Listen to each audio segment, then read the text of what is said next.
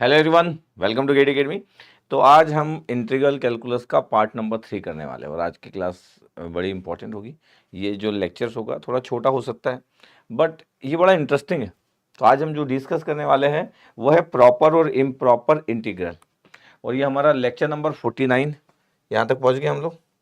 अगर आप देखोगे कि लेक्चर नंबर 49 तक हम पहुँच चुके हैं और ये हमारे पास है प्रॉपर इम्प्रॉपर इंटीग्रल का पार्ट नंबर 3, दिस वन। थोड़ा अच्छे से देखिएगा, जो लोग भी इंटीग्रल कैलकुलस को देख रहे हैं, पार्ट 1 देख चुके होंगे, पार्ट 2 देख चुके होंगे, अब ये पार्ट 3 देखोगे तो आपको बड़ा लगेगा कि आप अच्छा सीख रहे हो, आपका इंटीग्रल कैलकुलस अच्छा हो रहा है। और एक इम्प्रॉपर और प्रॉपर इंटीग्रल के बारे में बात करना चाहिए, बिकॉज कई बार हमको पता नहीं चल पाता कि कौन सी जगह होती है ऐसी जहाँ पर डिस्कशन का मोड ऐसा होना चाहिए। ठीक है, तो बड़ा अच्छा सा डिस्कशन है। ठीक है, तो प्रॉपर इंटीग्रल जो हम अभी तक पढ़ रहे थे कि जो प्रॉपर इंटीग्रल होता है आपके पास वो डेफिनेट इंटीग्रल होता है where the interval is finite. Proper integral तो अब डेफिनेट इंटीग्रल इनडेफिनेट इंटीग्रल हम जानते हैं, तो प्रॉपर इंटीग्रल क्या है? एक डेफिनेट इंटीग्रल। ठीक है भैया, जहाँ पे लिमिट्स आपके पास प्री डिफाइंड वैल्यूज होती है, where the interval is finite, जो इंटरवल्स होंगे वो फाइनाइट होंगे, एंड द इंटीग्रेंड जो फंक्शन होगा इज डिफाइंड होगा, कंटिन्यूस होगा at all points in the interval. ये proper integral always converge, that is always gives a finite area. तो हम जो बोलते हैं जो फंक्शन होगा आपके पास वो डिफाइन होगा, कंटिन्यूअस एट ऑल पॉइंट्स होगा इन द इंटरवल, ये हमारे पास एक प्रॉपर इंटीग्रल होता है। ठीक है, और proper integral always gives converse, that means always gives a finite area, ये हमेशा फाइनाइट एरिया देगा जो प्रॉपर इंटीग्रल होगा। जैसे सपोज करो कि ये एक फंक्शन एक्स है, तो ये इंटीग्रेंड जो है वो एक्स से आपके पास 2 से 4 है। अब हमको पता है कि एक्स का इंटीग्रेशन आपके पास x² 2 हो गया, और पुट कर दिए हम 2 to 4 पुट कर दिए, तो 4 फुट की तो 16/2 कितना हो गया? 8 हो गया, और 2 का स्क्वायर 4 डिवाइड बाई 2 2 हो गया। तो answer is 6। 6 is the finite value, ये एरिया। तो हम जो बोलते हैं कि जो प्रॉपर इंटीग्रल रहता है वो ऑलवेज कन्वर्ज होगा, और that always gives a finite area. Converge का मतलब होता है बाउंडेड एरिया। अगर मैं बोलूँ कि कन्वर्ज क्या है आपके पास, तो कन्वर्ज मीन्स फाइनाइट और बाउंडेड एरिया। तो फाइनाइट और बाउंडेड एरिया, बाउंडेड एरिया। ठीक है, तो हम इसको बोल रहे हैं प्रॉपर इंटीग्रल। जब हम प्रॉपर इंटीग्रल की बात कर रहे हैं कि अच्छा हम तो इन जनरल जितना भी हम आंसर निकालते हैं, जितने भी हम फंक्शन को सॉल्व करते हैं, डेफिनेट इंटीग्रल को सॉल्व करते हैं, हमको पता है कि आंसर आपके पास फाइनाइट आता है, इसका मतलब ये सब प्रॉपर इंटीग्रल है। हाँ, इसका मतलब क्या है सर कि इम्प्रॉपर इंटीग्रल का आंसर क्या फाइनाइट नहीं आएगा? नहीं, ऐसा नहीं है। मैं तो प्रॉपर इंटीग्रल के बारे में बात कर रहा हूँ कि proper integral always converge, that is always gives finite area, always gives a finite area. ठीक है भाई, इम्प्रॉपर इंटीग्रल को मान लेना कि हाँ जो हो रहा है वो वहां नहीं होगा, वो गलत बात है। हम सोच रहे हैं कि जो प्रॉपर इंटीग्रल में जो बातें हैं उस बात को जब हम अपोजिट कर देंगे तो वो इम्प्रॉपर इंटीग्रल होगा, ऐसा नहीं है।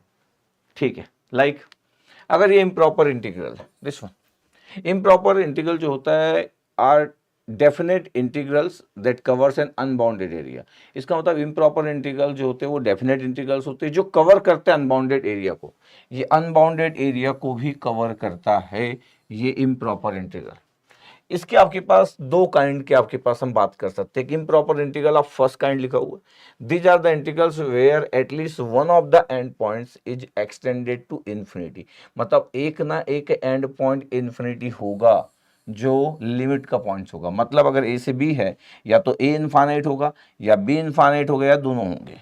जैसे ए माइनस इनफाइनाइट लिखा है और बी इनफाइनाइट लिखा है, और बोथ माइनस इनफाइनाइट इनफाइनाइट, या फिर बी इनफाइनाइट, या ए की वैल्यू माइनस इनफाइनाइट, तो आपके पास कोई ना कोई एक एंड जरूर होगा आपके पास। इसको बोलते हैं improper integral of first kind. ठीक है भाई, जहां पे लिमिट आपके पास इनफाइनाइट आपके पास होती है, दोनों या कोई एक।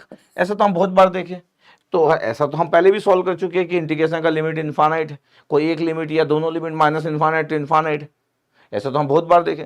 मतलब अगर मैं बोलूं कि ऐसे फंक्शन तो हम बहुत बार देखें कि 0 to infinite F of x D X, ये, या फिर मैं बोल दूं minus infinite to 0 F of x D X. इस टाइप की चीज़ें तो हमको हमेशा देखने को मिलती है।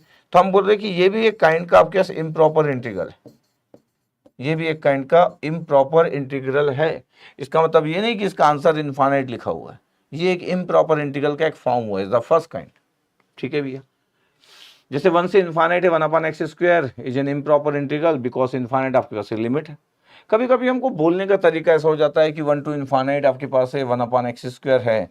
देखो आपके पास 1 to b लिख दिया, किसी एक वेरिएबल से रिप्लेस किया और b टेंस टू इनफाइनाइट। जो इन्फानाइट है उसको, ऐसा करने की जरूरत नहीं है कि ऐसा हम करेंगे, ऐसा तो हम पहले भी नहीं किए, हम तो नॉर्मली सॉल्व कर लेते हैं, बट फिर भी समझने के लिए कि b टेंस टू इन्फानाइट और ये आपके पास 1 to b 1/x² dx हो, देखो लिखे हुए अपन, दिख रहा है आपके पास।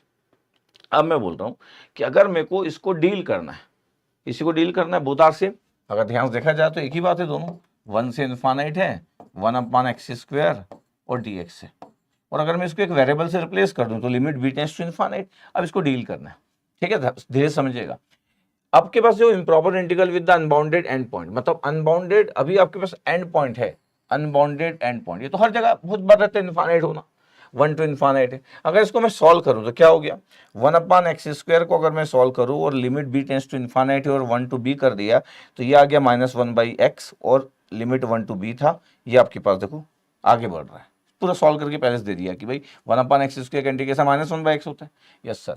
और जब मैं लिमिट पुट कर दिया आपके पास b से 1 तो ये आपके पास आ गया 1 - 1/b। अब मेरे पास इस फंक्शंस का आंसर क्या है पता है, इस फंक्शंस का आंसर मतलब इस इंटीग्रल का आंसर है 1 - 1/b, और b टेंस टू इन्फानाइट है। जब मैं b tends to infinite put करूंगा तो ये आ गया 1 - 0 1, इतना आ गया। इसका मतलब है सर कि यहाँ तो मैं वैसे भी नॉर्मली सॉल्व कर सकता था कि अगर मैं बोलता कि 1/x² है और 1/x² को अगर मैं इंटीग्रेट कर देता 1 से इन्फानाइट है, x² है, x⁻² होता, ठीक है। इसको अगर मेरे को सॉल्व करना होता तो x⁻² का इंटीग्रेशन कितना होता है, x⁻² + 1 और -2 + 1, और ये लिमिट आपके पास 1 to इन्फानाइट, यस सर। ये -2 + 1 -1 हो गया, ठीक है। ये कितना आ गया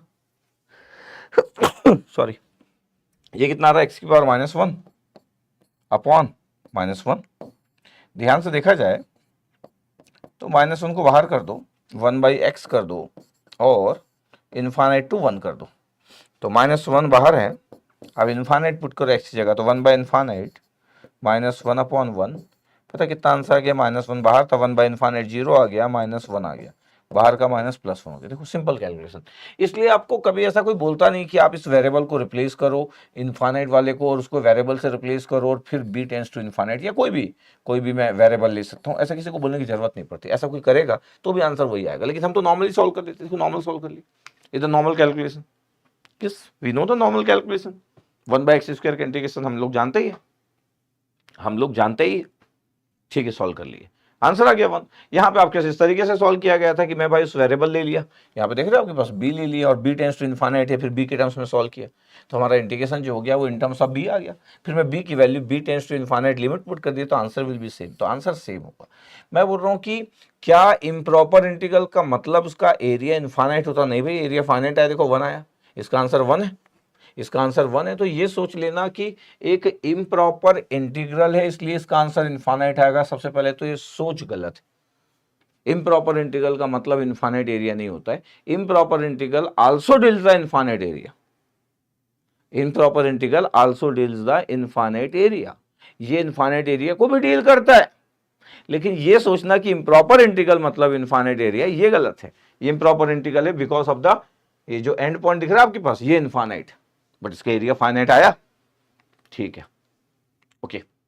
ये फर्स्ट काइंड का था। सेकंड काइंड क्या होता है आपके पास इम्प्रॉपर इंटीग्रल का, और ये इंपॉर्टेंट होता है। सेकंड काइंड क्या होता है आपके पास, बोला जा रहा है कि these are the integrals whose end points are finite, मतलब इसके एंड पॉइंट फाइनाइट होंगे, इसके एंड पॉइंट का इशू नहीं, एंड पॉइंट्स आर फाइनाइट, ठीक है भैया, but the integrand function, that means जो फंक्शन होगा इज अनबाउंडेड एट 1 और 2 ऑफ द एंड पॉइंट्स, मतलब 1 या दोनों ही एंड पॉइंट पे वो इनफाइनाइट होगा, जी, the improper integral of the second kind.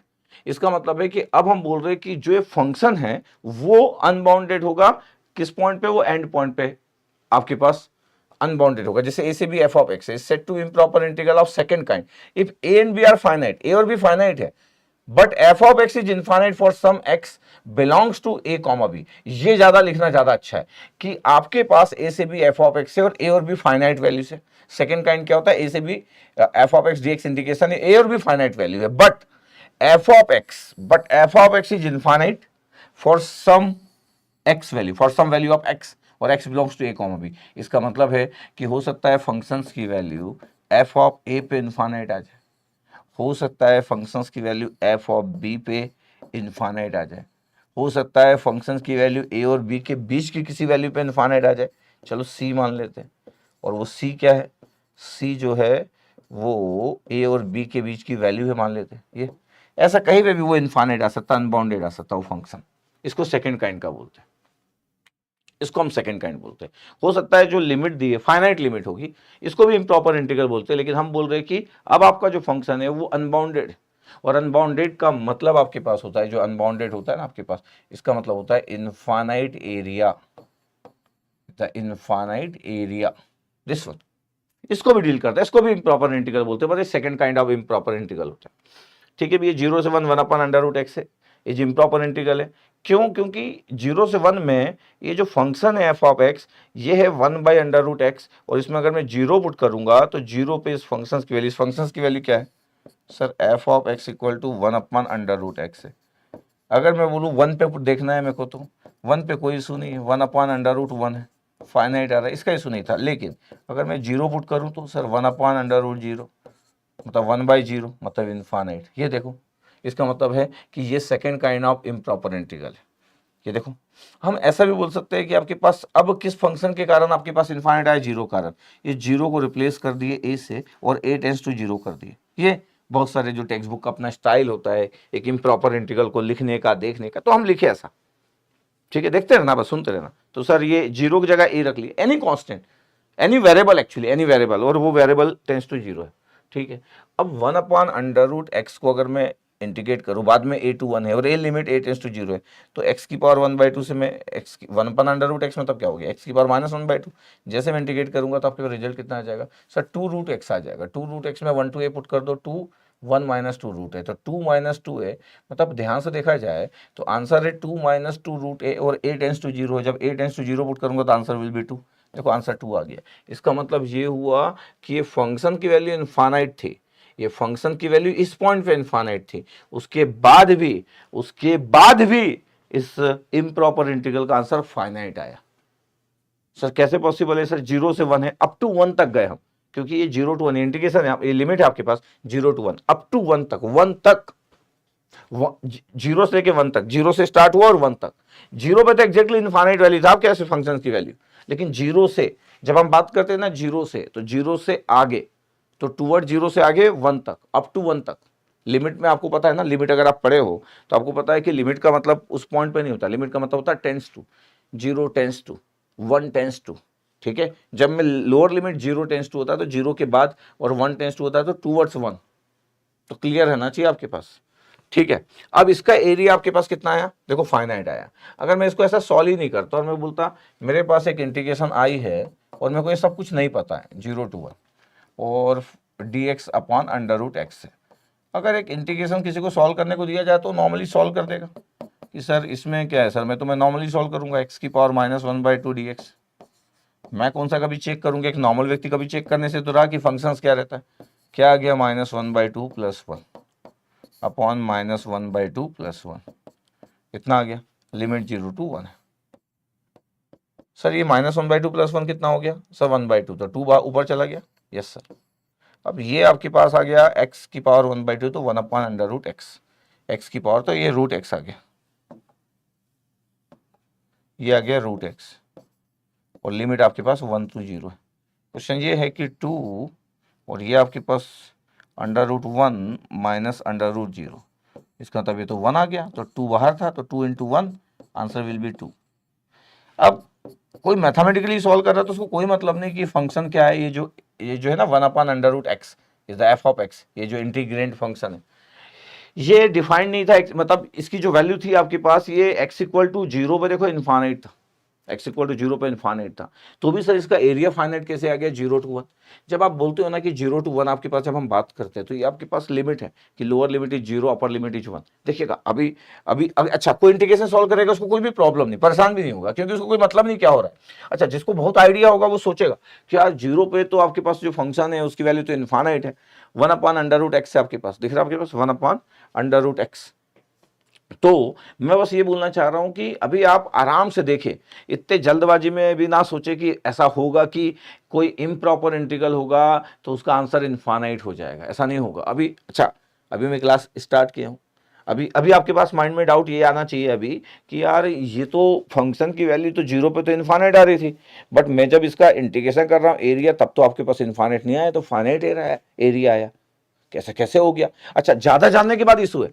हम ज्यादा जान लिए कि इम्प्रॉपर इंटीग्रल जो होता है सेकंड काइंड का क्या होता है, सेकंड काइंड हम क्यों बोल रहे हैं, तरीका क्या है, फर्स्ट काइंड क्या था वो तो बता चुका, सेकंड काइंड क्या है, इम्प्रॉपर इंटीग्रल टर्मोलॉजी हम दिए यहाँ पे, ठीक है। यहाँ पे एंड पॉइंट्स भी फाइनाइट है, बट जो फंक्शन है वो अनबाउंडेड है। तो अनबाउंडेड अगर फंक्शन था आपके पास, तो फिर जब हम सॉल्व किए 0 to 1 तो ये एरिया फाइनाइट कैसे आ गया? इसका मतलब सबसे पहला चीज तो अभी आपको ये समझ आए कि अच्छा, इम्प्रॉपर इंटीग्रल हो, प्रॉपर इंटीग्रल हो, एरिया फाइनाइट, प्रॉपर इंटीग्रल में तो एरिया फाइनाइट होता ही है, इम्प्रॉपर इंटीग्रल का एरिया भी फाइनाइट हो सकता है, और दोनों ही काइंड का, काइंड फर्स्ट काइंड भी हो या सेकंड काइंड भी हो, दोनों ही काइंड में आपके पास एरिया फाइनाइट हो सकता है। तो सर किस तरीके के क्वेश्चन होंगे जिसका आंसर इनफाइनाइट आएगा?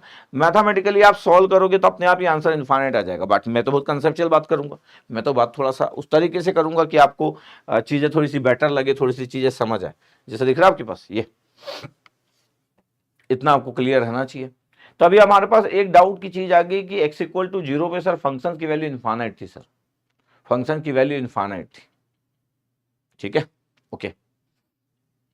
अभी आपको अगर मैं बोलूँ ना, तो यहाँ पे जब बात होती है ना, तो ये लिमिट है, तो लिमिट मतलब ये टेंस टू होता है आपके पास, कि लिमिट की जब वैल्यू गिवन होती है आपके पास, तो ये टेंस टू आपके पास होता है कि a टेंस टू 0 आपके पास, तो ये टेंस टू 0 आपके पास अगर मैं पुट कर दे रहा हूँ तो ये आपके पास इतना रिजल्ट आया, ठीक है, it's okay, there is no issue.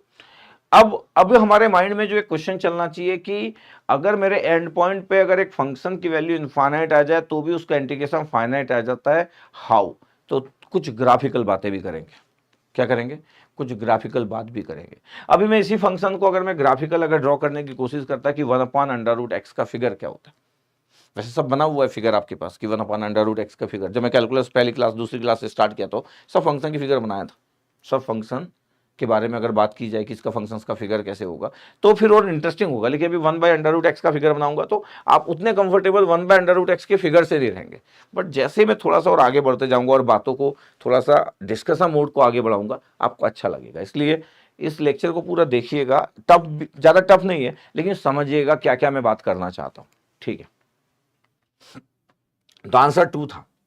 अब मैं बोल रहा हूँ चलो इतना तो समझ आ गया कि बिना सोचे समझे हमको नहीं बोलना है, क्या कि अगर आपके पास इम्प्रॉपर इंटीग्रल है तो आंसर विल बी इनफाइनाइट, ऐसा नहीं है, ऐसा नहीं बोलना है।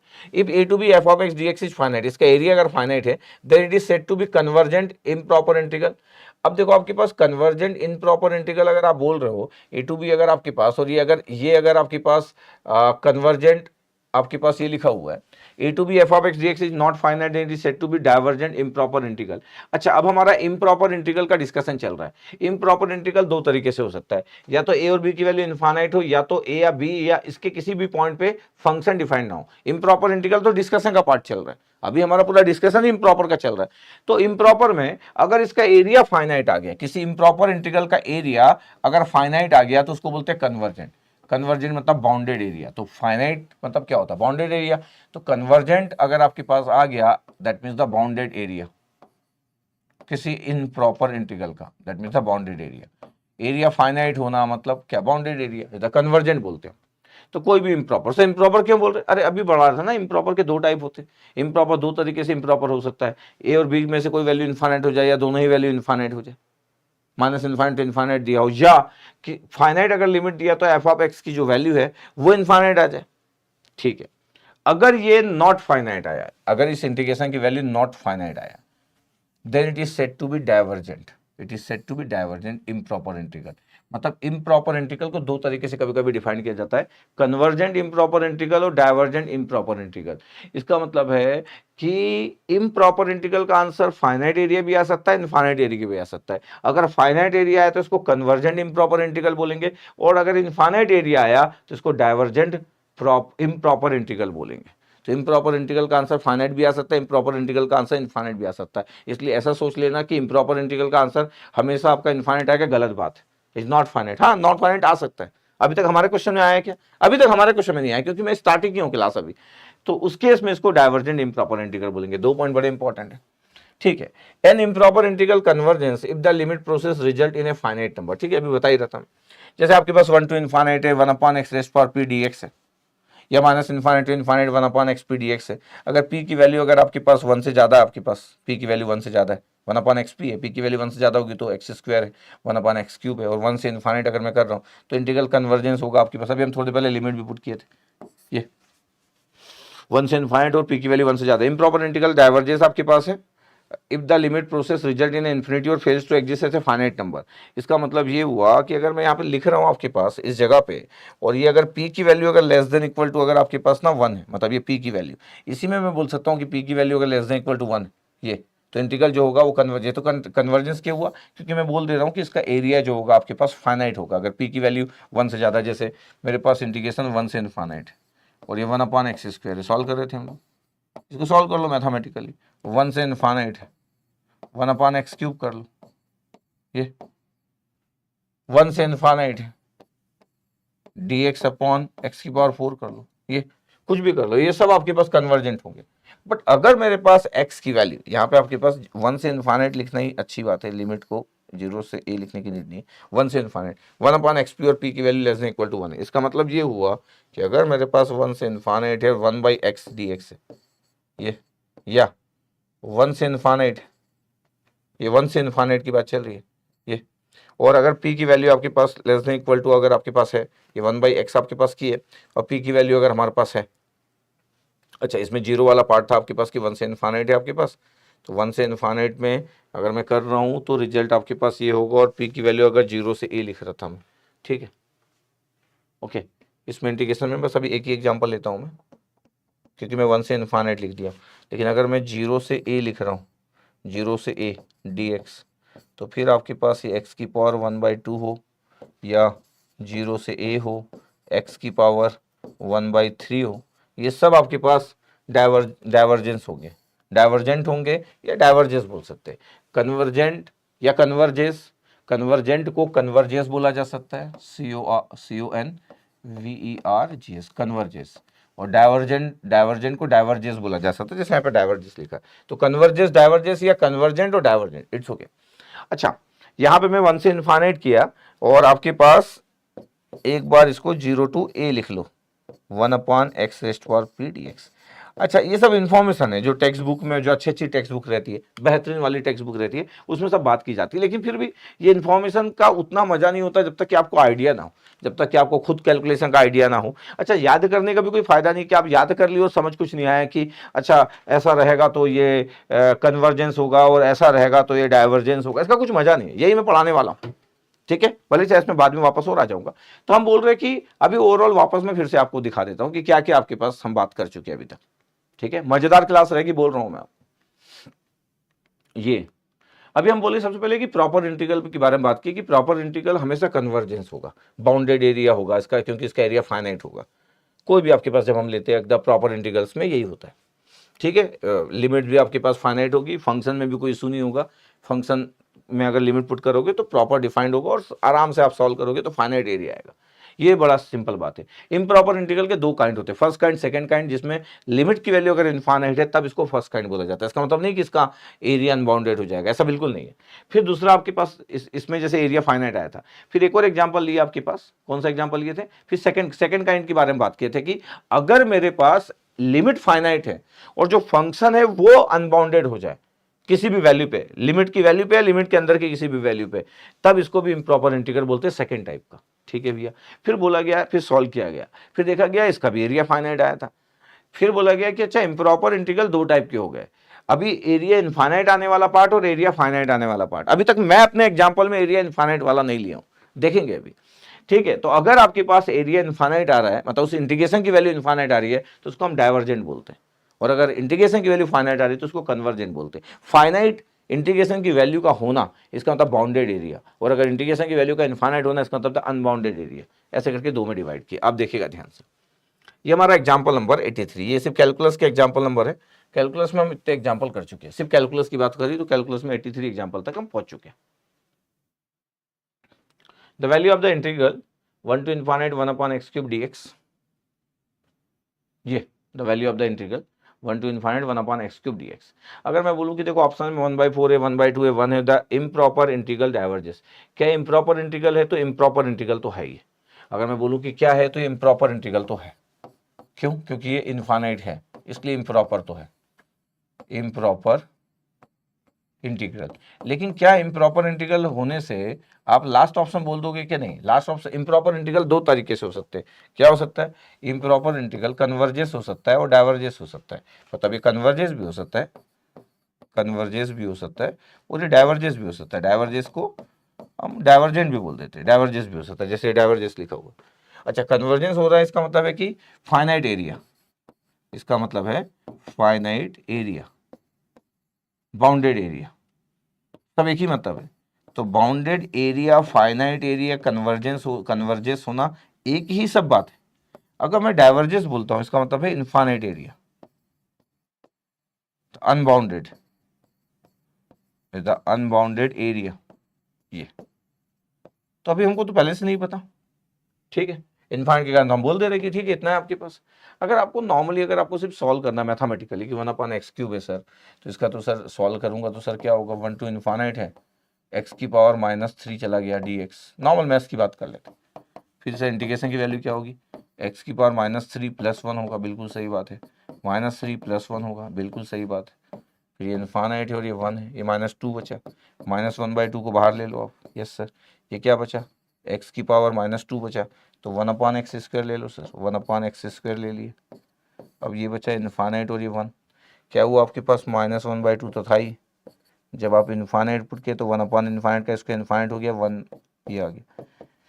तो -1/2 और ये आ गया 0 -1, तो -1 आ गया ब्रैकेट के अंदर, बाहर -1/2 था, तो आंसर इज 1/2, आंसर इज 1/2। तो इस क्वेश्चन का आंसर 1/2 है, बताओ आपके पास, इस क्वेश्चन का आंसर 1/2 है ये।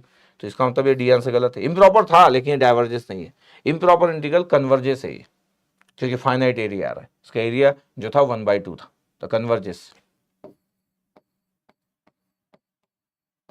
ये कन्वर्जेंस। अगर ये इम्प्रॉपर इंटीग्रल कन्वर्जेंस लिखा रहता तो ये भी सही होता, और 1/2 तो सही है ही। तो एमएसक्यू क्वेश्चन होने के लिए ये और ये सही होने के लिए इसको कन्वर्जेंस लिखा होना चाहिए था, ये भी सही होता और फिर 1/2 तो है ही आंसर।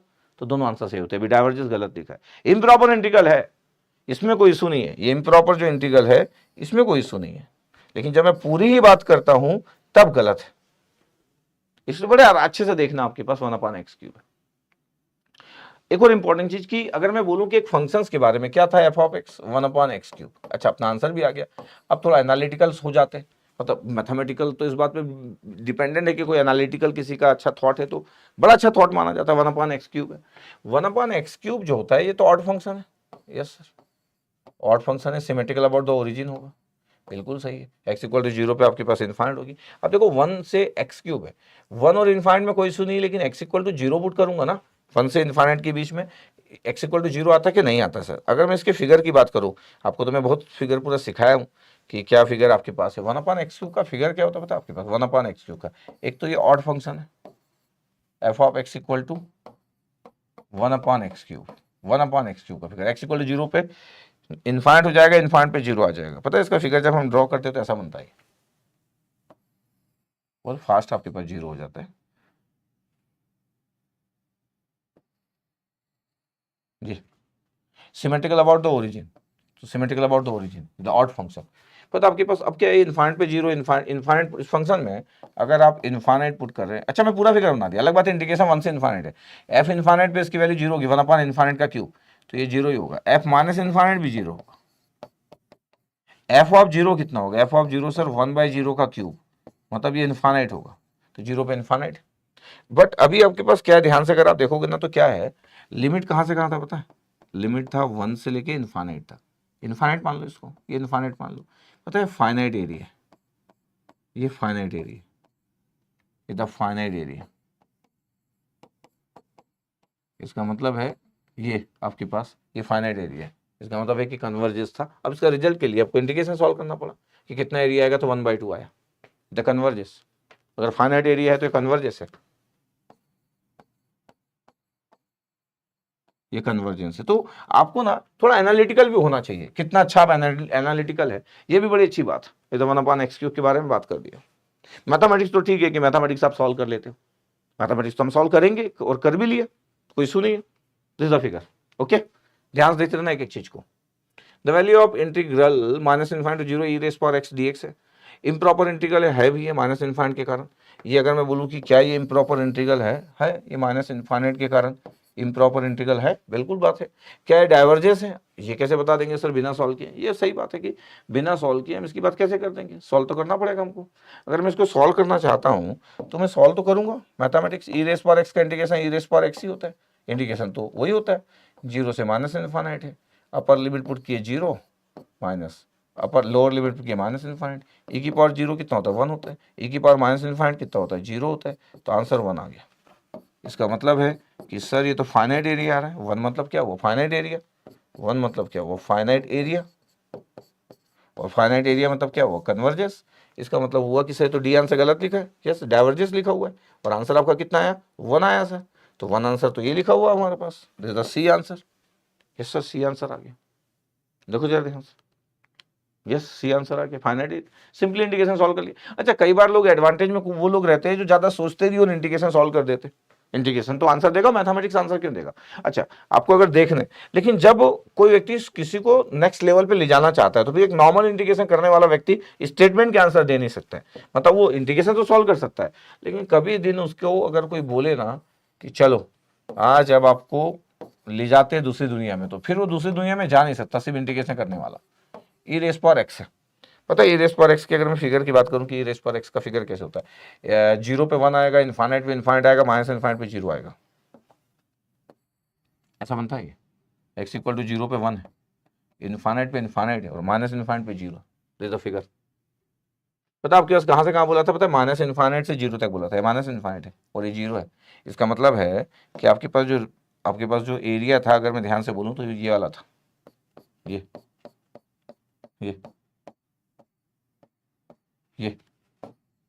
दिस एरिया, ये converges the finite area, the bounded area, the bounded area। ठीक है, तो बार बार मैं अगर इतनी बात कर रहा हूँ, कई लोगों को लग रहा होगा, जो भी देख रहे होंगे उनको लग रहा होगा सर ये कितना आसान, 10 सेकंड में तो इंटीग्रेट हो गया, अगले 10 सेकंड में लिमिट पुट कर दिया, आ तो गया सर आंसर 1 सर। लेकिन फिर आप ना जब सिचुएशन थोड़ी सी टफ होगी तब बड़ा कंफर्टेबल नहीं रहेंगे। तो this one is very important जो मैं बता रहा हूँ। ई रेस पर एक्स का फिगर हमको आता है भाई, ऐसा थोड़ी कि नहीं आता है। The value of the integral 1/x 1 to infinite और dx आपके पास। अब द वैल्यू ऑफ इंटीग्रल 1 से इन्फाइनाइट 1/x है, इम्प्रॉपर इंटीग्रल है, बिल्कुल इम्प्रॉपर इंटीग्रल है। इन्फाइनाइट को देख के हम बता पा रहे हैं कि इम्प्रॉपर इंटीग्रल है, इम्प्रॉपर है। अब ये डाइवर्जेंस होगा कि नहीं होगा तो देखना रहेगा, ये तो अभी हमको नहीं पता, ये तो अभी हमको नहीं पता। अगर मैं इसको सॉल्व करना चाहता हूँ कि 1 से इन्फाइनाइट आपके पास है और आई की वैल्यू आपके पास 1 से इन्फाइनाइट है, और ये क्या आपके पास 1/x और dx, पता क्या होगा? तो 1/x तो ln x होता है, बिल्कुल सही है, ln x हो गया सर, लिमिट पुट कर दो इन्फाइनाइट से। चलो ln इन्फाइनाइट की है माइनस ln 1 की है, तो सर ln इन्फाइनाइट कितना हुआ, ln इन्फाइनाइट इन्फाइनाइट होता है और ln 1 0 होता है, तो आंसर इज इन्फाइनाइट सर। और जैसे इन्फाइनाइट एरिया आया इसका मतलब है कि ये डाइवर्जेंस हो गया, इन्फाइनाइट एरिया मतलब डाइवर्जेंस हो गया। इसका मतलब पता है आपके पास, ये डी आंसर करेक्ट है, इस बार डी आंसर करेक्ट है इसका। The I equal to infinite divergence आपके पास, देखो infinite area, unbounded area actually. अब अगर मैं बोलूं कि सर ये 1/x है, 1/x को अगर आप 1/x से एक फंक्शन है f of x is the 1/x, ये दिख रहा है 1/x, यस सर। अब 1/x में अगर मैं बोलूं इन्फाइनाइट पुट करो तो कितना होगा सर, इन्फाइनाइट में कितना होगा 0 होगा, सही है। 1 पे कितना होगा, 1 पे 1 होगा, ये बात भी सही है। 1/x फंक्शन क्या होता है, ऑड फंक्शन होता है, यस ऑड फंक्शन होता है, सिमेट्रिकल अबाउट द ओरिजिन। अगर मैं फिगर अगर बनाने की कोशिश करूं, फिगर अगर मैं बनाने की कोशिश करूं कि क्यों ना फिगर बनाया जाए, ये 1/x का फिगर एक हाइपरबोला का फिगर होता है, एक फंक्शन है आपके पास f of x equal to 1/x, ये इसका फिगर अगर मैं ड्रॉ करना चाहता हूँ तो 1/x आपके पास ये फिगर है, ये 1/x का फिगर है, symmetrical about the origin. x equal to 0 पे कितना है इसकी वैल्यू, इन्फाइनाइट है, लेकिन हमारा लिमिट तो 1 से इन्फाइनाइट है। अब ये 1 कहाँ पे आएगा, यहाँ कहीं पे आएगा, 1 पे वैल्यू 1 है और ये इन्फाइनाइट आपके पास। 1 से इन्फाइनाइट अगर आप देखोगे तो आपको दिखेगा, क्या दिखेगा, 1 से इन्फाइनाइट, 1 से इन्फाइनाइट सर ये दिख रहा है सर, 1 से इन्फाइनाइट, ये तो बाउंडेड एरिया दिख रहा है, 1 से इन्फाइनाइट देखो finite area, the bounded area, finite area. अभी bounded area finite area graphically दिख रहा है आपके पास, और सर अगर बाउंडेड एरिया फाइनाइट एरिया दिख रहा है आपको, इसका मतलब है कि सर फिर तो ये कन्वर्जेंस आना चाहिए था। तो ग्राफिकली तो फिर ये कन्वर्जेंस दिख रहा है, बट मैथमेटिकली सॉल्व किए थे तो ये डाइवर्जेंस दिख रहा था, बिकॉज इंटीग्रेशन का जो वैल्यू था आपके पास फंक्शन इंटीग्रेशन के बाद उसके लिए इनफाइनाइट थी, तो मैथमेटिकली इनफाइनाइट आ गया, लेकिन ग्राफिकली फाइनाइट आ गया। क्या लगता है आपके पास कैसा क्यों हो गया? अगर मैं किसी से पूछूं, अगर ये लाइव क्लासेस चलते रहती तो बड़ा इंटरेस्टिंग होता, मैं पूछता जरूर, पहले ये सॉल्व करा देता, लाइव क्लासेस होती थी पहले मैं ये सॉल्व करा देता, फिर आपसे पूछता कि बताओ बाउंडेड एरिया फाइनाइट एरिया आ रहा है, क्या लगता है आपके पास कि ये कन्वर्जेंस होगा कि डाइवर्जेंस होगा, जरूर पूछता। आप इस वीडियो को पॉज करके आप सोचिएगा कि ऐसा क्यों आया कि ग्राफिकली आंसर गलत आ गया और ग्राफिकली आंसर अलग आ गया, गलत नहीं अलग आ गया, और वहां पे आंसर अलग आ गया। आप दोनों में से क्या सही है इज डिफरेंट। अभी तो मैं आगे बढ़ूंगा ना, लेकिन आप इस वीडियो को जब स्टॉप करके जब सोच रहे हो तो सोचने में जरूर सोचिएगा, जरूर सोचिएगा, जरूर सोचिएगा कैसा क्यों हुआ। ठीक है, चलो अब मेरी बात सुनते हैं। अगर मैं बोलूं आपके पास कि अगर मैं यहाँ पे देख रहा हूं कि ये आपके पास 1 से इनफाइनाइट ये दिख रहा है आपके पास रीजन, कभी कभी हम बोलते हैं ना कि जो हम कभी कभी अपनी आंखों से देखा हुआ हर एक चीज सच नहीं होता, सही नहीं होता है। कभी कभी आपकी आंखों को धोखा दिया जा सकता है, आपको वो दिखाया जा सकता है जो आप देखना चाहते थे। बोलते हैं ना कभी कभी कि हर बात, हर देखी वाली बात सही नहीं होती, हर देखी वाली बात सही नहीं होती है, हर सुनी वाली बात सही नहीं होती है। ठीक है, स्पेशली देखने वाली बात। हमको ये दिख रहा है कि बाउंडेड एरिया 1 से इनफाइनाइट है, बट ये गलत है, क्योंकि हमको सही तरीके से नहीं दिख रहा है। क्वेश्चन है कि सर कैसे सही तरीके से दिख रहा है? बाउंडेड एरिया आपको पता है, ये 1/x आपके पास जो फंक्शन है 1/x, अगर मैं बोलूं कि 1 पे कितना है सर, 1/x 1 पे कितना है, 1 पे पता है आपके पास ये 1 होगा, 2 पे कितना होगा 1/2 होगा। अगर मैं बोलूं कि 1/x बहुत ही स्पेशल आपके पास केस होता है, पता है, one of the special case 1/x होता है। कैसे देखना, 1/x बहुत ही स्पेशल केस होता है।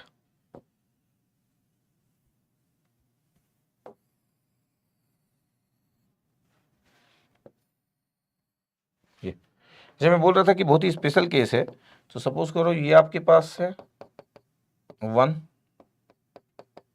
ये आपके पास 2, ये आपके पास 3, ये 4, ये 5, ऐसे अप टू इनफाइनाइट है। 1 पे इसकी वैल्यू कितना है 1 है, 2 पे इसकी वैल्यू कितना है 1/2 क्योंकि 1/x है, फिर कितनी वैल्यू है आपके पास ये 1/3, फिर ये 1/3 है, तो ये 1 है, ये 1/2 है, ये 1/3 है, ये 1/4 है, ये 1/5। अगर मैं इंटीजर की बात करूँ तो कंटिन्यूस फंक्शन है, तो यहाँ पे x = 0 पे डिसकंटिन्यूस है, बट उसकी बात तो कंटिन्यूस ही है। तो अगर मैं बोलूं कि आपके पास क्या हो रहा है, अगर आप सिर्फ 1 2 से लेके वैल्यू अगर देखना चालू करें, तो एक मस्त इंटरेस्टिंग बात बताता हूं कि एक सीक्वेंस होता है जिसको आप हार्मोनिक्स बोलते हो, और n = 1 से इनफाइनाइट अगर 1/n, ये इसको हार्मोनिक सीरीज बोला जाता है। क्या होता है हार्मोनिक सीरीज? हार्मोनिक सीरीज ये होता है कि 1 + 1/2 + 1/3 + 1/4 + 1/5, ऐसा करके आप बढ़ते जाओ up to infinite, value decrease होते जा रही है। पता है ये हार्मोनिक जो सीरीज है इसका आंसर इनफाइनाइट है, वेरी स्पेशल हार्मोनिक सीरीज।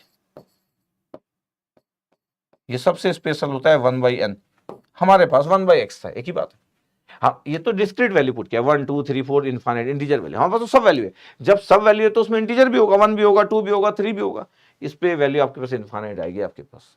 इसलिए मैथमेटिकली ये हमको जो सीन था, ये हमको जो सीन था रॉन्ग सीन था। अगर हम ध्यान से बोले कि क्या था आपके पास, तो ये जो सीन था, ये जो सीन दिख रहा है आपके पास, ये रॉन्ग है। ये जो एरिया दिख रहा है आपके पास, ये एरिया यहां से जो स्टार्ट हुआ, पता है ये एरिया इनफाइनाइट है, देखने में आपको फाइनाइट लग रहा है। तो कभी कभी हमारी नेक्ड आई से देखा गया जो दिख रहा है वो सच नहीं होता है, ये वैसे ही जो सच नहीं है।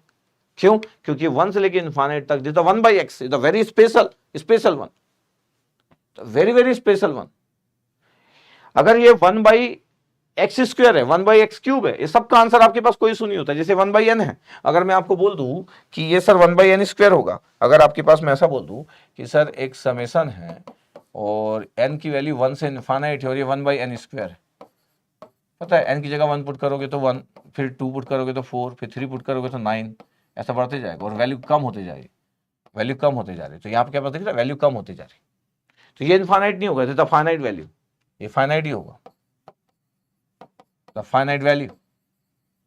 अगर मैं Sn की बात कर दूं कि 1/n³ है, 1/n³ है, तो 1 + 2 का क्यूब, मतलब 2 का क्यूब मतलब 8, ये 2 का क्यूब, फिर ये 3 का क्यूब, ये कितना भी ले लो आपके पास, this a finite value, the finite value, the Sn, ये फाइनाइट वैल्यू।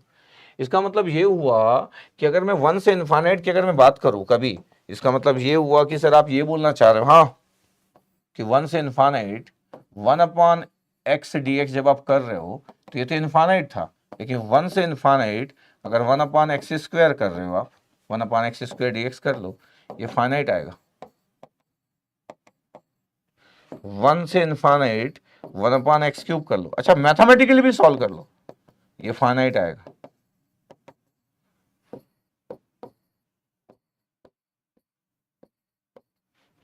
ये फाइनाइट आएगा, ये सिर्फ 1/x। अच्छा फिगर में क्या है, ये ऑड फंक्शन है, कोई इशू नहीं है इससे, इसको ना सोचा जाए ये ऑड है, ये क्या है इवन है, ये क्या है ऑड है, ये क्या है इवन है, इससे कुछ नहीं है।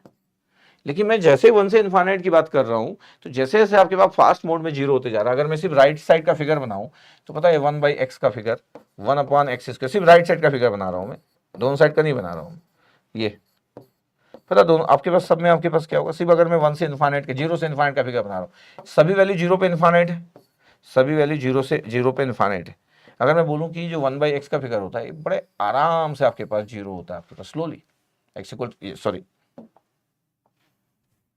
इनफाइनाइट से आराम से आपके पास 0 होता है, दिस वन। ये इनफाइनाइट ये भी है, लेकिन ये आपके पास 0 हो गया। ये 1/x³, ये इनफाइनाइट पे और फास्ट आपके पास 0 हो गया, ये और ही फास्ट आपके पास 0 हो गया, दिस वन।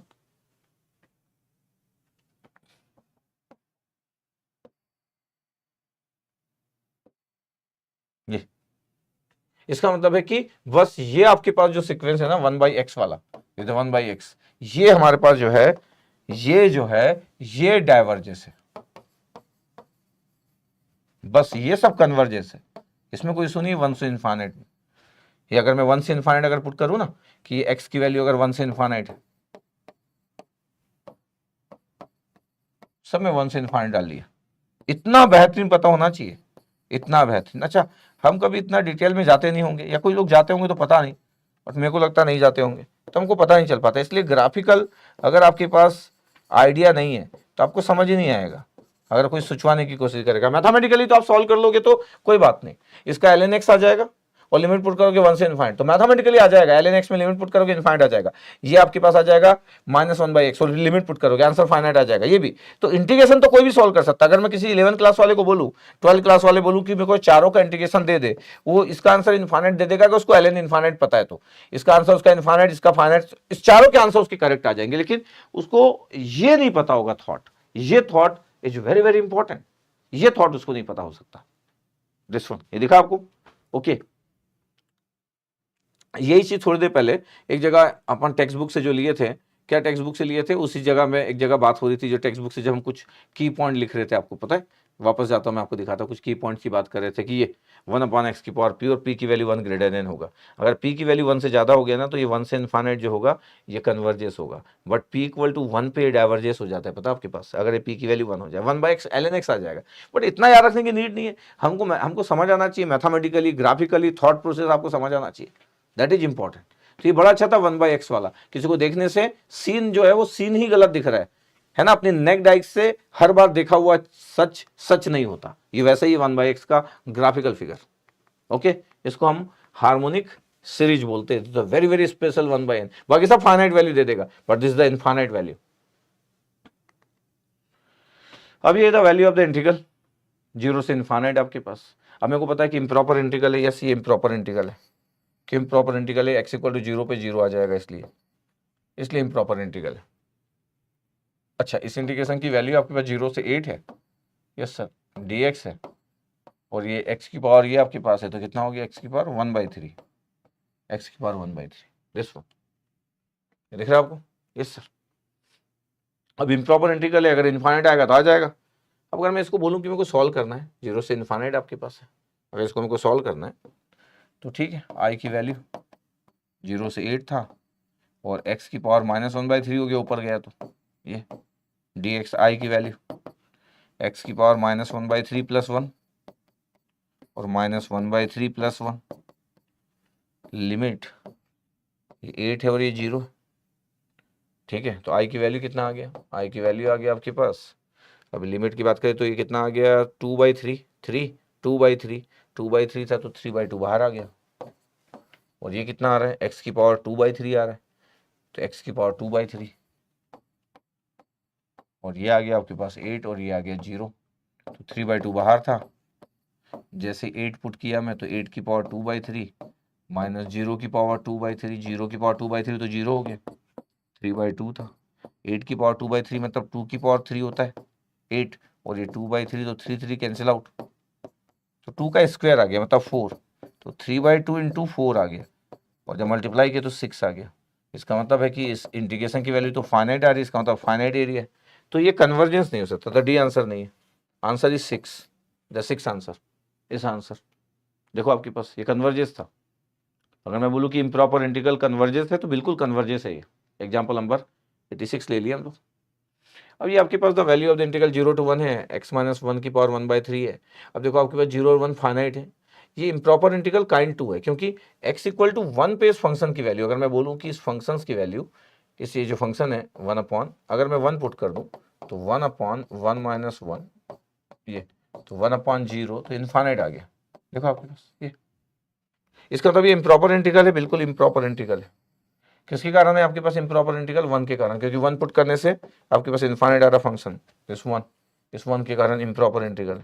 अब ये डाइवर्जेंस होगा कि नहीं होगा ये देखना होगा। इम्प्रॉपर इंटीग्रल तो है, क्योंकि x = 1 पे आपके पास इस फंक्शन की वैल्यू आ रही, जैसे देख सकते हो, दिख रहा, यस सर। अब मेरे पास ये है, इसको अगर मेरे को बहुत इजी फॉर्मेट अगर करना है कि इसको मेरे को सॉल्व करना है तो मैं ऐसा भी कर सकता हूँ, x - 1 = y मान लेता हूँ, ये आसान दिखेगा, dx = क्या हो जाएगा, dy हो जाएगा, इंटीग्रेशन का लिमिट कितना हो जाएगा सर, x = 0 पुट करोगे तो -1 हो जाएगा, 0 - 1 -1, और 1 पुट करोगे तो 1 - 1 0, तो -1 से 0 आ गया, ये dx जगह dy आ गया, और ये कितना आ रहा है x - 1 की जगह y आ गया, y की पावर 1/3, तो आपके पास i की वैल्यू कितना आ रहा है, इंटीग्रेशन की लिमिट सर -1 to 0 है, और y की पावर -1/3 आ गया, और ये dy कोई इशू नहीं है, तो इंटीग्रेशन का रिजल्ट कितना हो गया, y की पावर -1/3 + 1 अपॉन -1/3 + 1, लिमिट कितना, लिमिट सर 0 -1, ये कितना आ गया सर, ये 2/3 सर, तो 3/2 बाहर आ गया, ठीक है, और ये y की पावर कितना हो गया 3/2, कितने आ रहा है, यस सर 3/2 नहीं सर 2/3, 2/3, और ये आ गया आपके पास 0 और ये आ गया -1, दिख रहा, यस सर, ये आई की वैल्यू, अगर मैं बोल रहा हूँ कि 3/2 है और 0 की पावर 2/3, तो 0 आ गया, -1 की पावर 2/3, ये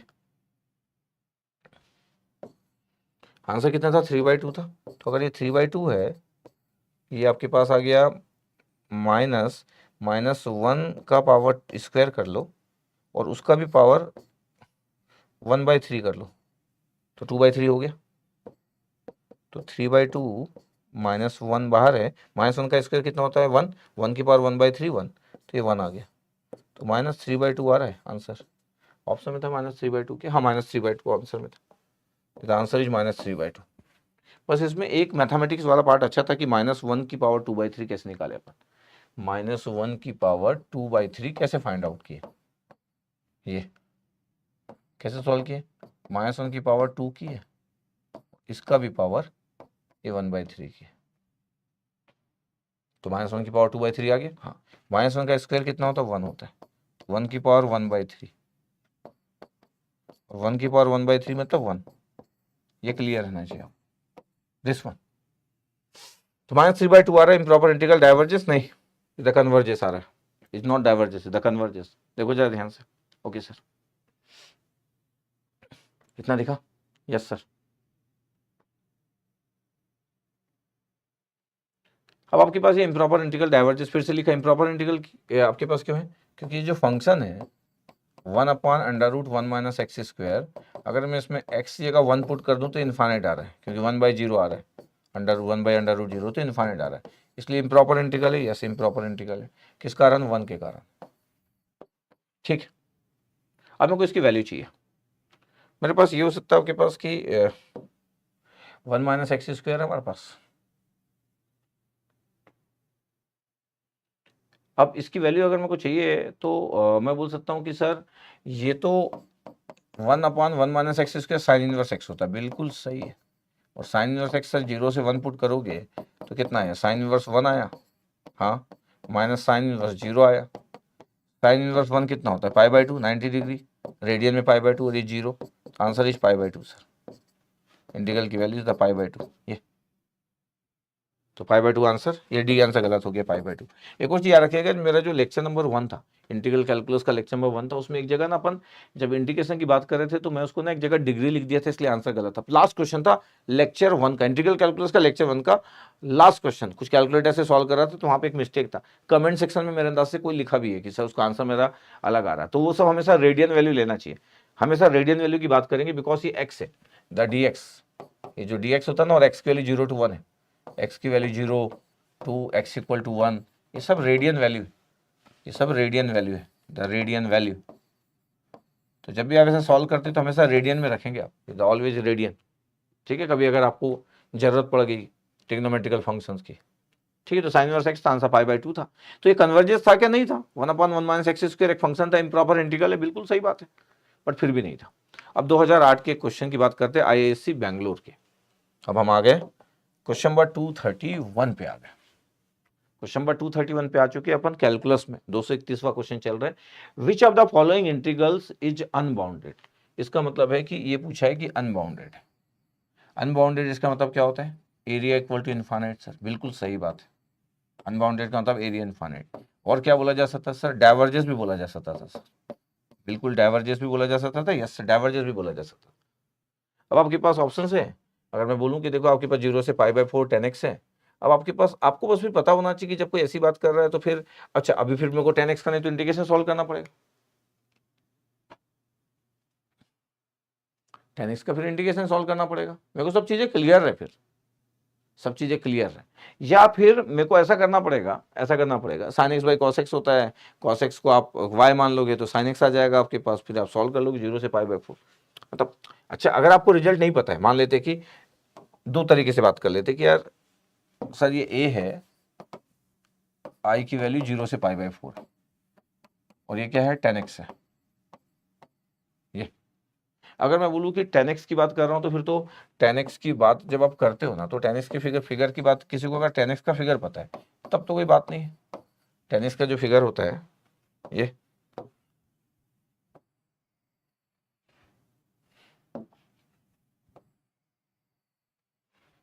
ये आपके पास ये 0, और ये आपके पास होता है π/2, ये माइनस π/2, ये फिर ये पाई पे जाएगा आपके पास,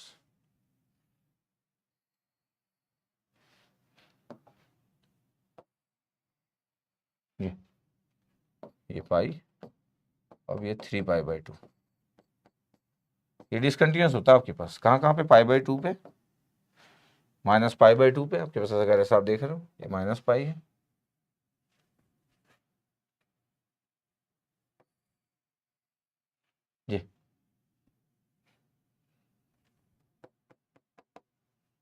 ये माइनस पाई है, फिर माइनस 3π/2।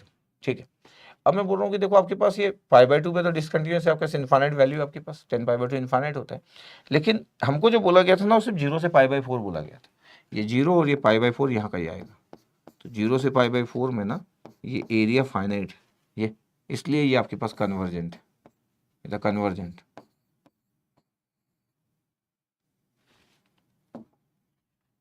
ये कन्वर्जेस इस जगह पे, जीरो से लेके π/4 में। तो हमको पता है कि 0 से π/2 से बाहर जाते तो अलग बात होती, 0 से π/4 में कोई इशू नहीं है।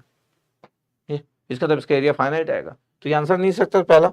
अच्छा, अगर आपको क्लिक नहीं करा, मान लेते कि इसको क्लिक नहीं किया, अब आप इसको सॉल्व करना चाहते हैं 0 से π/4 10x से, 10x मतलब क्या होता है sin x by cos x। चलो आपको कुछ रिजल्ट ही नहीं पता इंटीग्रेशन के, हर चीज का रिजल्ट पता हो या फटाफट पता हो नहीं, sin x by cos x से cos x को मैं y मान लेता हूँ, क्या हो गया सर माइनस sin x हो गया, माइनस sin x dx हो गया, माइनस sin x dx हो गया, इक्वल टू क्या आ गया dy आ गया। ये देखो आपके पास जब 0 पुट किया cos 0 की वैल्यू i की वैल्यू कितना हो गया, सो cos 0 की वैल्यू आपके पास तो y की वैल्यू 1 हो गया, π/4 तो 1/√2 हो गया, ये आ गया। अच्छा, sin x dx की वैल्यू कितना आ गया माइनस dy, और ये कितना आ रहा है आपके पास cos x तो y, अगर मैं बोले माइनस हटा दूं तो 1/√2 से 1 तक जाएगा लिमिट, और ये आ गया आपके पास ln y dy, ये फिर आपके पास ln y मतलब dy/y, आंसर लिख देता हूँ ना मैं dy/y। अब आंसर कितना आ गया सर ln y आ गया, लिमिट पुट किए 1 और 1/√2, 1 पुट किए तो 0 आ गया, और माइनस ln 1/√2, तो ये आ गया आपके पास ln√2, या आंसर आ गया 1/2 ln2। ये answer is the finite answer इसका, ये अनबाउंडेड नहीं। वैसे तो आप अगर मैं बात करूँ एग्जाम में आप हो 0 से 10x से, और आपको पता है कि 0 से π/2 में डिसकंटिन्यूस होता है, तो इतना अच्छा अगर आप आइडिया रखते हो, गेट का क्वेश्चन है, इतना अच्छा आइडिया रखते हो तो आपको पता है कि ये बाउंडेड होगा, द बाउंडेड, ये बाउंडेड होगा। तो ग्राफिकल चीज़ों का पता होने का अपना मजा है कि बाउंडेड है भैया, इसमें कोई इशू नहीं है, द बाउंडेड। अच्छा, फिर सॉल्व करना, अच्छा आपको ग्राफिकल नहीं दिख रहा है तो फिर आपको सॉल्व करना पड़ेगा। 10x का आपको रिजल्ट नहीं पता,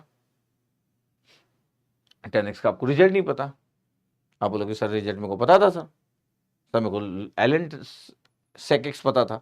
ठीक है, पता था तो अच्छी बात है, क्योंकि ln sec x को जब हम सॉल्व करते हैं तो फिर 10x आता है, डिफरेंशिएशन करते हैं तो ln sec x अगर आपको पता है तो अच्छी बात है।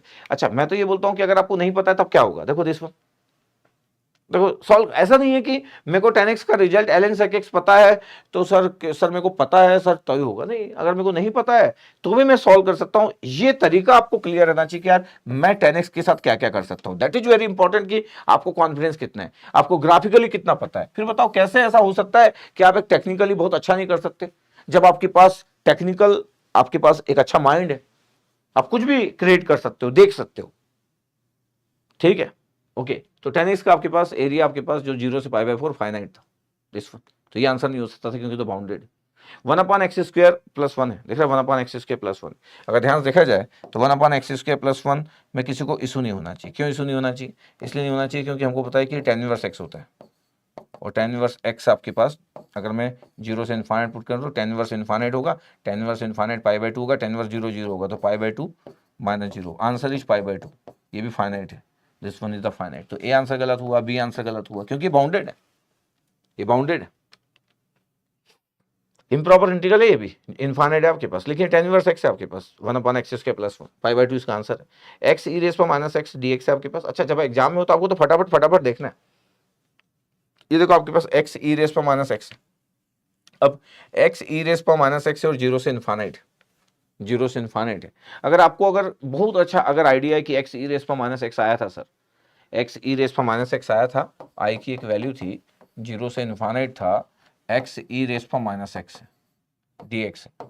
अच्छा, अब अगर इस फंक्शंस की बात की जाए कि f ऑफ x क्या है, x e - x, पता है इस फंक्शन की वैल्यू 0 पे कितनी आएगी सर, 0 × e - 0 1, तो सर 0 आएगी। इनफाइनाइट पे कितनी आएगी सर, इनफाइनाइट पे इनफाइनाइट आएगी, और e - 0, तो 0 आएगा। इसका तो इस फंक्शन की वैल्यू 0 इनफाइनाइट पे 0 ही आती है, x e - x है। अच्छा, ये बड़ा ही स्पेशल टाइप का फंक्शन होता है, अगर अपनी जिंदगी में कभी बनाया हो तो स्पेशली ECEE वाले लोग तो किए ही होंगे। अगर मैं बोलूं कि क्या इस फंक्शंस को ECEE वाले इस फंक्शन को कभी यूज किए हैं, इस फंक्शन को कभी यूज किए ECEE वाले, तो अपने कमेंट्स में लिखिएगा, पॉज कर दीजिएगा वीडियो को और बताइएगा कि अगर आप इलेक्ट्रॉनिक्स, इलेक्ट्रिकल और IN वाले हो तो, ठीक है, तो बताइएगा। कोई दूसरी ब्रांच का, civil, mechanical, chemical, computer science, तो वो ये नहीं बता सकता कि इसके पहले इस फिगर को कब बनाया होगा। ठीक है, उसके लिए नॉर्मल फंक्शन है, उसके लिए नॉर्मल जैसे हर फंक्शन होता है वैसे। अच्छा, ये अगर कोई बनाया हो तो किसी को आइडिया हो आपके पास कि 0 पे 0 होता है आपके पास, और ये ऐसा होता है दिस वन, ये क्रिटिकल डैम्ड होता है, ये क्रिटिकल डैम्ड। अच्छा, ये जब मैं क्रिटिकल डैम्ड बोल रहा हूं तो ये आपके पास ECEE और IN वालों के लिए कंट्रोल सिस्टम पढ़ते हो, क्रिटिकल डैम्ड जीटा की वैल्यू 1 होती है। जो कंट्रोल सिस्टम जब पढ़ते हैं तो इन जनरल सभी को पता है कि सबसे ज़्यादा पूरे इंडिया में कंट्रोल सिस्टम सबसे ज़्यादा लोग मेरा ही पढ़ते हैं, चाहे वो पेड कोर्स हो चाहे वो अनपेड कोर्स हो, यूट्यूब हो, सबसे ज़्यादा मेरा ही पढ़ते हैं। इंजीनियरिंग स्टूडेंट की बात कर रहा हूँ, जो लोग भी कॉम्पिटेटिव एग्जाम के प्रिपरेशन करते हैं, कंट्रोल सिस्टम। तो ये क्रिटिकली डैम्ड सिस्टम है और हम इसको ऑलरेडी जानते हैं, नहीं जीटा इक्वल टू 1 को हम ऑलरेडी जानते हैं, बट ठीक है, तो ECEE वालों की बात हो गई। अब मैं बात कर रहा था कि अच्छा ये बाउंडेड है, पता आपके पास ये बाउंडेड एरिया देता है। अच्छा, लेकिन सबको तो ऐसा पता नहीं हो सकता है, सबको तो ऐसा पता नहीं हो सकता कि x e - x का फिगर ही होगा। कई लोगों को तो फिगर ही नहीं दिखेगा कि 0 से स्टार्ट हुआ, इनफाइनाइट 0 पे एंड हुआ, बीच में क्या हुआ, कई लोगों को फिगर नहीं पता चलेगा। सही बात है, चलो अगर किसी को फिगर नहीं भी पता है तो कोई इशू नहीं है, तब हम ऐसा सोचे क्योंकि इतना इशू हो जाएगा, कुछ इशू नहीं है। एक i की वैल्यू था आपके पास, 0 से इनफाइनाइट था, x e - x dx था। अगर आपको लास्ट क्लास का याद है तो आइलेट खूब यूज किया हम लोग। आइलेट के अकॉर्डिंग आपके पास ये एक्सपोनेंशियल है और x जो है वो ये दैट मीन्स ए, ठीक है, एल्जेब्रिक फंक्शन। तो आपका u जो हो जाएगा एल्जेब्रिक फंक्शन हो जाएगा, तो ये u आ गया, इंटीग्रेशन ऑफ e - x और माइनस भी आ गया, फिर माइनस आ गया, d/dx की है आपके पास, तो x का डिफरेंशिएशन 1 आ गया, e - x का इंटीग्रेशन e - x आ गया, माइनस भी आ गया तो प्लस आ गया dx। अच्छा, अभी लिमिट पुट नहीं कर रहा हूँ, तो i की वैल्यू कितना आ गया, -x e - x, और इसका आंसर फिर से e - x आ गया। दिख रहा है आपके पास। अब लिमिट पुट करूंगा मैं 0 से इनफाइनाइट, ये जब मैं इनफाइनाइट पुट करना चालू किया तो 0 वैसे ही हो गया आपके पास, ये भी 0 हो गया, तो 0 आ गया, 0 आ गया। जब मैं 0 पुट करना चालू किया तो ये भी 0 हो गया, और ये जब लास्ट टर्म जो था वो 1 आ गया, तो आंसर इज 1। इसका आंसर 1 है, answer is 1, x e - x का। इसका एरिया फाइनाइट, इसका एरिया फाइनाइट है, तो ये भी बाउंडेड है। अच्छा, बात ये बचती है कि अगर किसी को पता रहता तो अलग बात है, कि किसी को बहुत ज्यादा टेक्निकल फिगर ग्राफिकल सब कुछ पता है, this the area is finite. देखो, अब अगर आप कंप्यूटर साइंस के स्टूडेंट हो, मैकेनिकल वाले हो, सिविल वाले हो, केमिकल वाले हो, मेटलर्जिकल वाले हो, तब तो आपको इंडिकेशन आना चाहिए बहुत अच्छा। इंडिकेशन तो पढ़ ही रहे हो आप, this one is the finite area according to eyelet. Eyelet rule तो पढ़ा ही चुका हूं मैं। आंसर फाइनाइट, इसका मतलब क्या हुआ, इसका मतलब है कि ये फंक्शंस का भी आपके पास आंसर ये आया। अच्छा, अगर हम एग्जाम में रहते तो हम फटाफट पहले फंक्शन देखते और उस पर जंप मारते जो आपको लगता कि अनबाउंडेड हो सकता था, जैसे ये 1/1 - x है, और 1 पे आपके पास इस फंक्शंस की जो वैल्यू है f ऑफ x की वैल्यू जो है 1 - x है, 1/1 - x है, और x इक्वल टू 1 पे कितना होगा, तो x इक्वल टू 1 पे इसका आंसर इनफाइनाइट हुआ। दिख रहा है आपके पास, यस सर। अब 0 to 1 है 1/1 - x, 1/1 - x, इतना आपको दिख रहा होगा ये। अब 1 - x आपके पास 1/1 - x अगर मैं बोल रहा हूँ तो आपको क्लियर रहना चाहिए कि 1/1 - x है, और इसको अगर मैं सॉल्व कर रहा हूँ ऑप्शंस में, अगर मैं ले लूँ कि मेरे को अगर सॉल्व करना है, पेज क्रिएट कर लेता हूँ। i की वैल्यू कितना है आपके पास,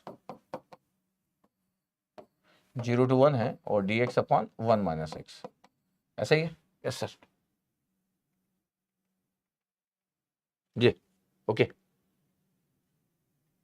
क्योंकि ln बनने के चांसेस है, आप चाहो तो 1 - x को y पुट कर लो, आप इजी कितना भी कर सकते हो कि सर मैं -dx किया तो dy आया, तो dx की जगह -dy आया, लिमिट कितना आ रहा है आपके पास, तो आप बोल रहे हो कि i की वैल्यू सर जब मैं 0 पुट किया था x की वैल्यू तो 1 आया था लोअर लिमिट, और जब 1 पुट किया था तो 0 आया था, और dx की जगह dy आया, और ये कितना आया आपके पास सर y आया, पता है ये ln y आ गया, और ln y और आपके पास 0 to 1 है। ln 0 कितना आया, ये -ln 1, ln 1 का कोई इशू नहीं, ln 0 माइनस इनफाइनाइट होता है, और ln 1 0 होता है, तो answer is minus infinite is the unbounded, ये i की वैल्यू। देखो ध्यान से, आप बोल सकते हो कि सर मैं तो सर ln 1 - x ही लिख दे रहा था सर। हाँ, लिख सकते थे आपकी सर ln 1/1 - x था सर, तो आपको क्लियर रहना चाहिए, लिखते आना चाहिए आपके पास, क्योंकि जब आप डिफ्रेंशिएट करते हो ना। अच्छा, कभी भी थोड़ा फिर डाउट आए तो आपके पास dx ln x का क्या होता है आपके पास, जब मैं करता हूँ ln x की, जब मैं बात करता हूँ तो डिफ्रेंशिएट करता हूँ तो 1/x आपके पास होता ही है, यस। तो अगर d/dx अगर आपके पास ln 1 - x हो तो फिर 1/1 माइनस एक्स होगा और इंटू -1 होगा, फिर -1/1 माइनस एक्स हो जाएगा। छोटी छोटी बातें फिर आपको पता रहे। फिर 1/1 माइनस एक्स से तो फिर आपके पास माइनस ln 1 माइनस एक्स होगा, फिर ln 1 माइनस एक्स होगा आपके पास। कुछ गड़बड़ तो नहीं किया अपन लिमिट वगैरह में? माइनस इन्फाइनिटी आ रहा था ना, dx की जगह dy आ रहा था 0 to 1। अच्छा, एक चीज बस गड़बड़ थी ना, वही तो मैं सोच रहा हूँ, क्योंकि आंसर मेरा एक प्लस इन्फाइनाइट आ रहा है, वही मैं सोचा। dx जगह माइनस dy आया था, तो माइनस dy आया था, और लिमिट जब आप x 0 पुट किए थे तो कितना आया था, 1 आया था, 1 पुट किए तो 0 आया था। तो इतना तो सब कुछ सही है, ln y भी सही है। लिमिट आपके पास 0 to 1 होगा, इसका मतलब 0 to 1 ये वाला चेंज जाएगा, ln y जब मैं कर रहा हूँ तो 0 to 1 हो जाएगा। तो इसका मतलब ये है, ये लिमिट को चेंज कर देते हैं। आंसर में कोई इशू नहीं है, कि आंसर में कोई इशू आपके पास, ये 0 to 1 है। तो पहले ln 1 पुट किए अपन, ये ln 1 पुट किए, फिर ln 0 पुट किए, ये सही कर लेते हैं अपन, कोई इशू नहीं है। अच्छा, इसका मतलब है कि ln पहले 1 हुआ, फिर ln 0 हुआ। ln 1 की वैल्यू कितनी हो गई, ln 1 की वैल्यू हो गई सर, ln 1 की वैल्यू 0 हो गई, माइनस ln 0 कितना होता है, माइनस इन्फाइनाइट होता है, आंसर इज इन्फाइनाइट। ये तो ठीक है, अनबाउंडेड तो आ गया, लेकिन अपना आंसर वो माइनस नहीं लगाए थे अपन। अच्छा, ऐसा मेरे को कैसे क्लिक किया, मैं वहां से देखा कि -1/1/x है, तो इसका answer actually -ln 1 minus x आ रहा था, ये इसका इंटीग्रेशन का रिजल्ट।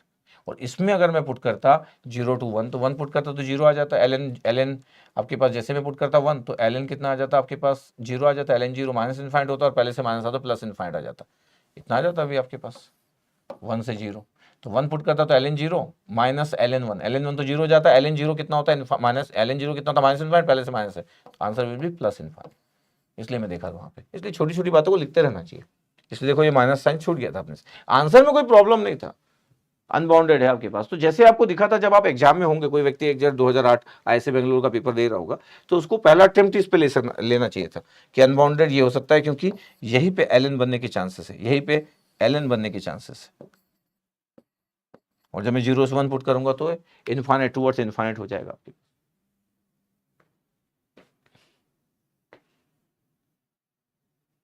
दिख रहा है ना? Yes sir, okay. तो इसका मतलब ये नहीं कि ये फंक्शन पुट किए तो आपके पास ये इनफाइनाइट आ गया इसलिए आंसर इनफाइनाइट आ गया, ऐसा नहीं है। इसलिए ऐसा नहीं हो सकता कि ये फंक्शन पुट किया और आप बोले कि अरे सर इनफाइनाइट आ रहा था, मैं सोचा इनफाइनाइट पुट कर देते। नहीं नहीं नहीं, बहुत अच्छे से देखना जरूरी है, क्योंकि एक इम्प्रॉपर जो इंटीग्रल होता है उसका आंसर फाइनाइट हो सकता है, उसका एरिया इनफाइनाइट हो सकता है। ठीक है, ये 2008 का क्वेश्चन था। अब ये 2005 IIT बॉम्बे का क्वेश्चन था। क्या था क्वेश्चन नंबर 232, यहाँ पे हम आ चुके हैं। 2005 IIT बॉम्बे का क्वेश्चन था, और the value of the integral -1 to 1 1/x² dx है। आंसर ऑप्शन में था आपके पास 2 डज नॉट एग्जिस्ट, -2 और इनफाइनाइट। थोड़ा कंट्रोवर्शियल इस बेस पे कि डज नॉट एग्जिस्ट भी लिखा है और इनफाइनाइट भी लिखा है। -1 to 1 है और 1/x², जैसे आप देख रहे हो। अब अगर मैं बोलूं कि 1/x² और मैं अगर मैथमेटिकली सॉल्व करना चालू करूं, मैथमेटिकली सॉल्व करना चालू अगर करूं कि क्या होगा आपके पास, तो 1/x²। अगर मैं बोलूं कि सर मेरे को कुछ नहीं पता और मैं सिर्फ इंटीग्रेशन करना चाहता हूं, अच्छा आपको कुछ नहीं पता, आप 2 भी बाहर कर सकते हो 0 to 1, बिकॉज आपके पास जो है ये इवन फंक्शन है, बट ठीक है नहीं करना, वो भी नहीं करना आपको। 1/x², एक्स की पावर -2 हो गया, -1 to 1 था, एक्स की पावर -2 हो गया dx। ठीक है भैया, इंटीग्रेशन कितना हो गया सर, -2 + 1 था तो -1 आ गया, नीचे भी -1 आ गया, ये -12 था, 1/x था, 1 और -1, ये और x = 1 पुट किए तो 1 आ गया, फिर माइनस पुट किए तो ये आ गया आपके पास। आंसर कितना आ रहा है, -2 आपके पास ये दिख रहा है, देखो 1/-2। अब वैल्यू ऑफ इंटीग्रेशन आप सॉल्व किया, देखो इंटीग्रेशन जिसको इंटीग्रेशन आता है वो इंटीग्रेशन ही करेगा, जिसको इंटीग्रेशन आता है वो इंटीग्रेशन किया, और -1 से 1 1/x² का इंटीग्रेशन किए, तो x की पावर -2 था, x की पावर n का आपको पता है इंटीग्रेशन ऑफ x⁻n dx, तो x की पावर n+1 और 1/n+1, ये सबसे बेसिक इंटीग्रेशन होता है। ठीक है, एवरीवन नोस। अब ये n की वैल्यू -2 थी आपके पास, तो +1 ऐड के -1 बचा, -1 बचा, तो -1 बाहर ले लिया, 1/x आ गया, 1/x में 1 से लेके -1 पुट किया, 1 पुट किया 1 आ गया, -1 पुट किया -1 आ गया, लेकिन लोअर लिमिट पुट करने समय पहले बीच में भी माइनस था, इसलिए +5 आया। लोअर लिमिट के कारण तो -1 आया, लेकिन पहले भी एक और माइनस था ना मिडिल में, अपर लिमिट और लोअर लिमिट के मिडिल में माइनस लगाते हैं, तो ये आपके पास -2 आया। अब कोई बोल सकता है कि आंसर सर मेरा -2 आ गया आपके पास, ये लगा दिया मैं, बट ये गलत आंसर, ये सिर्फ इंडिकेशन की बात हुई, देखा आपके पास। अच्छा, किसी के माइंड में ये था कि सर मैं ऐसा सॉल्व नहीं किया, सर कैसे सॉल्व किया, सर मैं ऐसा किया था सर, ये इवन फंक्शन था, अच्छा ये इवन फंक्शन था, सही बात है, ये बात तो सही है कि इवन फंक्शन है 1/x², तो सर मैं ना 2 बाहर ले लिया और 0 से 1 कर दिया, -1 से 1 था ना सर, तो 2 बाहर ले लिया और 1/x² था सर। अच्छा सर मैं ऐसा सॉल्व किया, अच्छा उसकी बात कर लेते जो ऐसा सॉल्व किया होगा, 2 1/x² था, x⁻², तो इंटीग्रेशन कितना आ गया, -1/x, अभी भी आया था -1/x, ये -1/x, -1/x आ गया ये, और लिमिट 1 से 0, ये -2 बाहर था सर, 1/x था तो 1/1 -1/0 सर, -2 था, इस व्यक्ति का आ गया 1 -∞, इस व्यक्ति का आ गया इन्फानेट, आई की वैल्यू, ऐसा जो सॉल्व किया, फिर मैं उसका आंसर आ गया इन्फानेट, वो आंसर लगा दिया इन्फानेट, ये आंसर लगा दिया, ये देखो ध्यान से, इसका इन्फानेट आ गया। जैसे ही ये 0 से 1 लिखा, इवन फंक्शन था उसको पता था, तो -1 से 1 को मैं 0 से 1 लिख सकता हूँ, 2 बाहर ले लिया, ठीक ये। बट मैं बोल रहा हूं कि जो व्यक्ति नॉर्मली सॉल्व कर रहा था अभी इस क्वेश्चन को, -1 से 1 ही इंटीग्रेट कर रहा था, -1 से 1 इंटीग्रेट कर रहा था, उसका आंसर -2 आ गया था और ऑप्शन में -2 था, सिर्फ इंटीग्रेशन करने वाले के बाद। अलग बात है कि आंसर गलत हो गया, पता नहीं चल पाता कई बार। हमारे पास फंक्शंस क्या है पता है, 1/x²। अगर मैं बोलूँ आपको कि क्यों मैं बोलता हूँ आपको कि मैं जितना पढ़ाता हूँ उतना सब कुछ समझ आना चाहिए, उतना आपको देखना चाहिए। 1/x², एक इवन फंक्शन है, x = -x पुट करने से वो सेम आ जाएगा, even function, symmetrical about the y axis, 1/x², ये आपके पास होता है x। 1/x² के जब हम फिगर की बात करते हैं तो ये होता है 1/x², x = 0 पे आपके पास, इनफाइनाइट पे 0, ये x = 0 पे आपके पास, ये इनफाइनाइट x = 0 पे। अब जब मैं बोल रहा था इसकी वैल्यू -1 से +1 है, ये दिस वन, इसका मतलब पता है आपके पास क्या हुआ, इसका मतलब ये हुआ कि इस रीजन में आपको एरिया चाहिए, ये इस रीजन में एरिया चाहिए, लेकिन इस रीजन में तो x = 0 भी आ गया और x = 0 पे वैल्यू इनफाइनाइट है, ये आपके पास कन्वर्जेंट नहीं है, डाइवर्जेंट, डाइवर्जेंट बोल सकते हैं, डाइवर्जेंस बोल सकते हैं, कोई इशू नहीं है, डाइवर्जेंस। ये आपके पास जब मैं 0 से 1 कर रहा था तो 0 लिमिट में आ चुका था, जब मैं -1 से 1 कर रहा था तो 1 और -1 पे पता ही नहीं चल पा रहा था, और आप इंटीग्रेशन पुट किए तो -1 से 1 जो लोग भी सॉल्व कर रहे थे तो उनका गलत आ गया। इसका मतलब है जो लोग भी इस इंटीग्रेशन को -1 से 1 सॉल्व किए 1/x² को, dx को, उनका आंसर -2 आ गया था, और जो गलत है, क्योंकि इस फंक्शंस की वैल्यू 1 पे 1/x² है, तो 1 का स्क्वायर किया तो 1 आ गया, -1 में भी किए तो ये -1 का स्क्वायर भी 1 आ गया तो 1 आ गया, यहाँ पे कोई इशू ही नहीं आया, फाइनाइट लिमिट सब कुछ था। लेकिन यहाँ पे प्रॉब्लम क्या है, जब x की वैल्यू, जब मैं बोलता हूँ कि x बिलोंग्स टू -1 to 1, याद रखो इसके बीच में x = 0 आता है, और x = 0 पे उस फंक्शंस की जो वैल्यू है 1/x², वो इनफाइनाइट है, तो बहुत थोड़ी थोड़ी चीजों का केयर करना पड़ता है। तो जब मैं इंटीग्रेशन कर रहा था -1 to 1, तो अपर लिमिट लोअर लिमिट दोनों पुट कर रहा था उस फंक्शन में, तो ज्यादा कोई प्रॉब्लम भी नहीं थी, ये तो फाइनाइट वैल्यू ये दिख भी नहीं रहता जब तक ग्राफिकल ना दिखे, और सिंपल इंटीग्रेशन किया -2 आ गया। अच्छा, किस्मत वाली बात ये थी कि कोई व्यक्ति इसको इवन फंक्शन समान ट्रीट करके 0 से 1 कर लिया।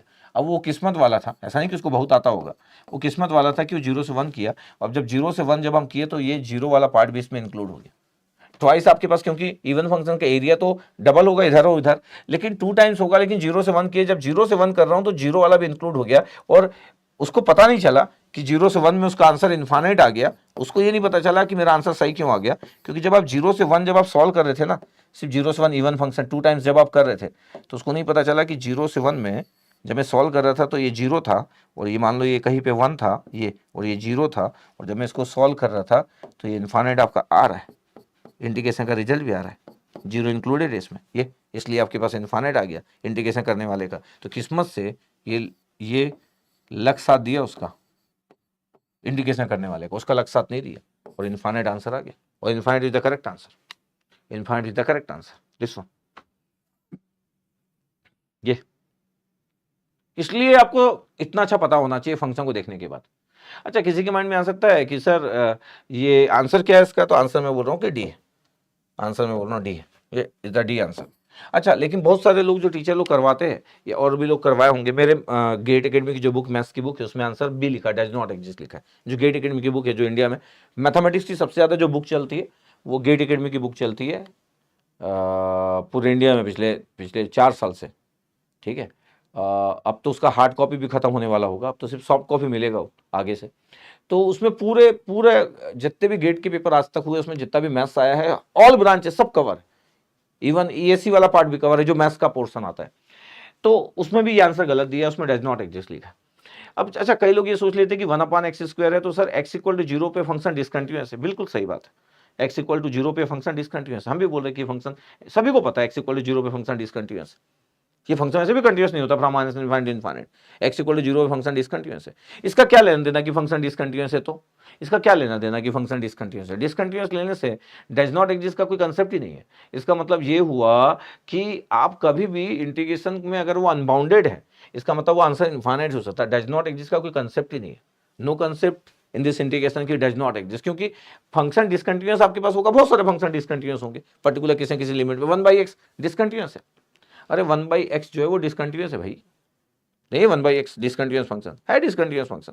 तो आपको ध्यान देना है आपके पास कि आंसर इज इनफाइनाइट होगा उसका भी।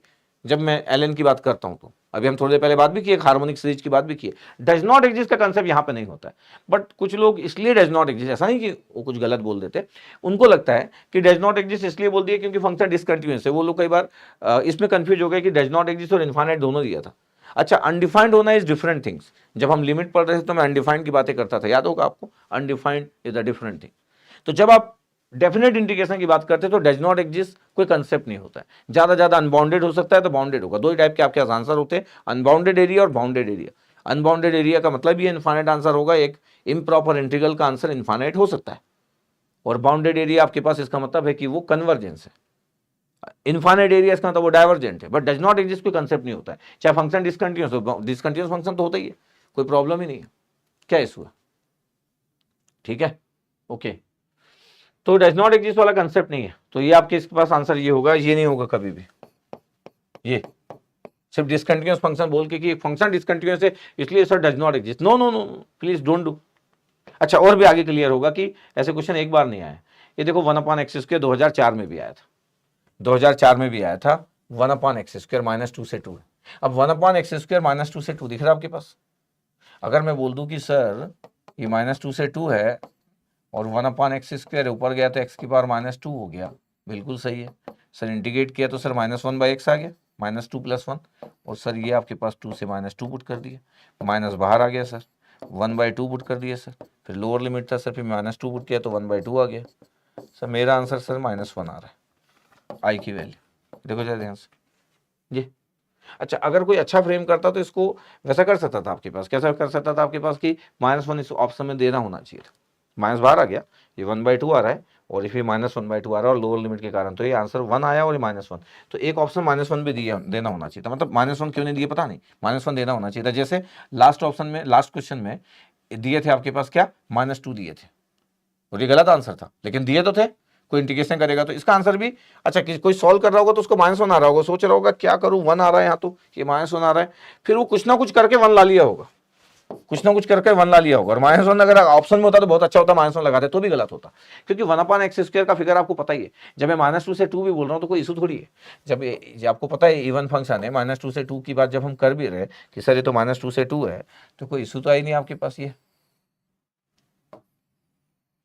x इक्वल टू, अब ये -2 है और ये 2 है, ये इस पूरे रीजन में अगर ध्यान से देखा जाए, इस पूरे रीजन में देखा जाए, ये डाइवर्जेंट, ये क्लियर है ना चाहिए दिस वन।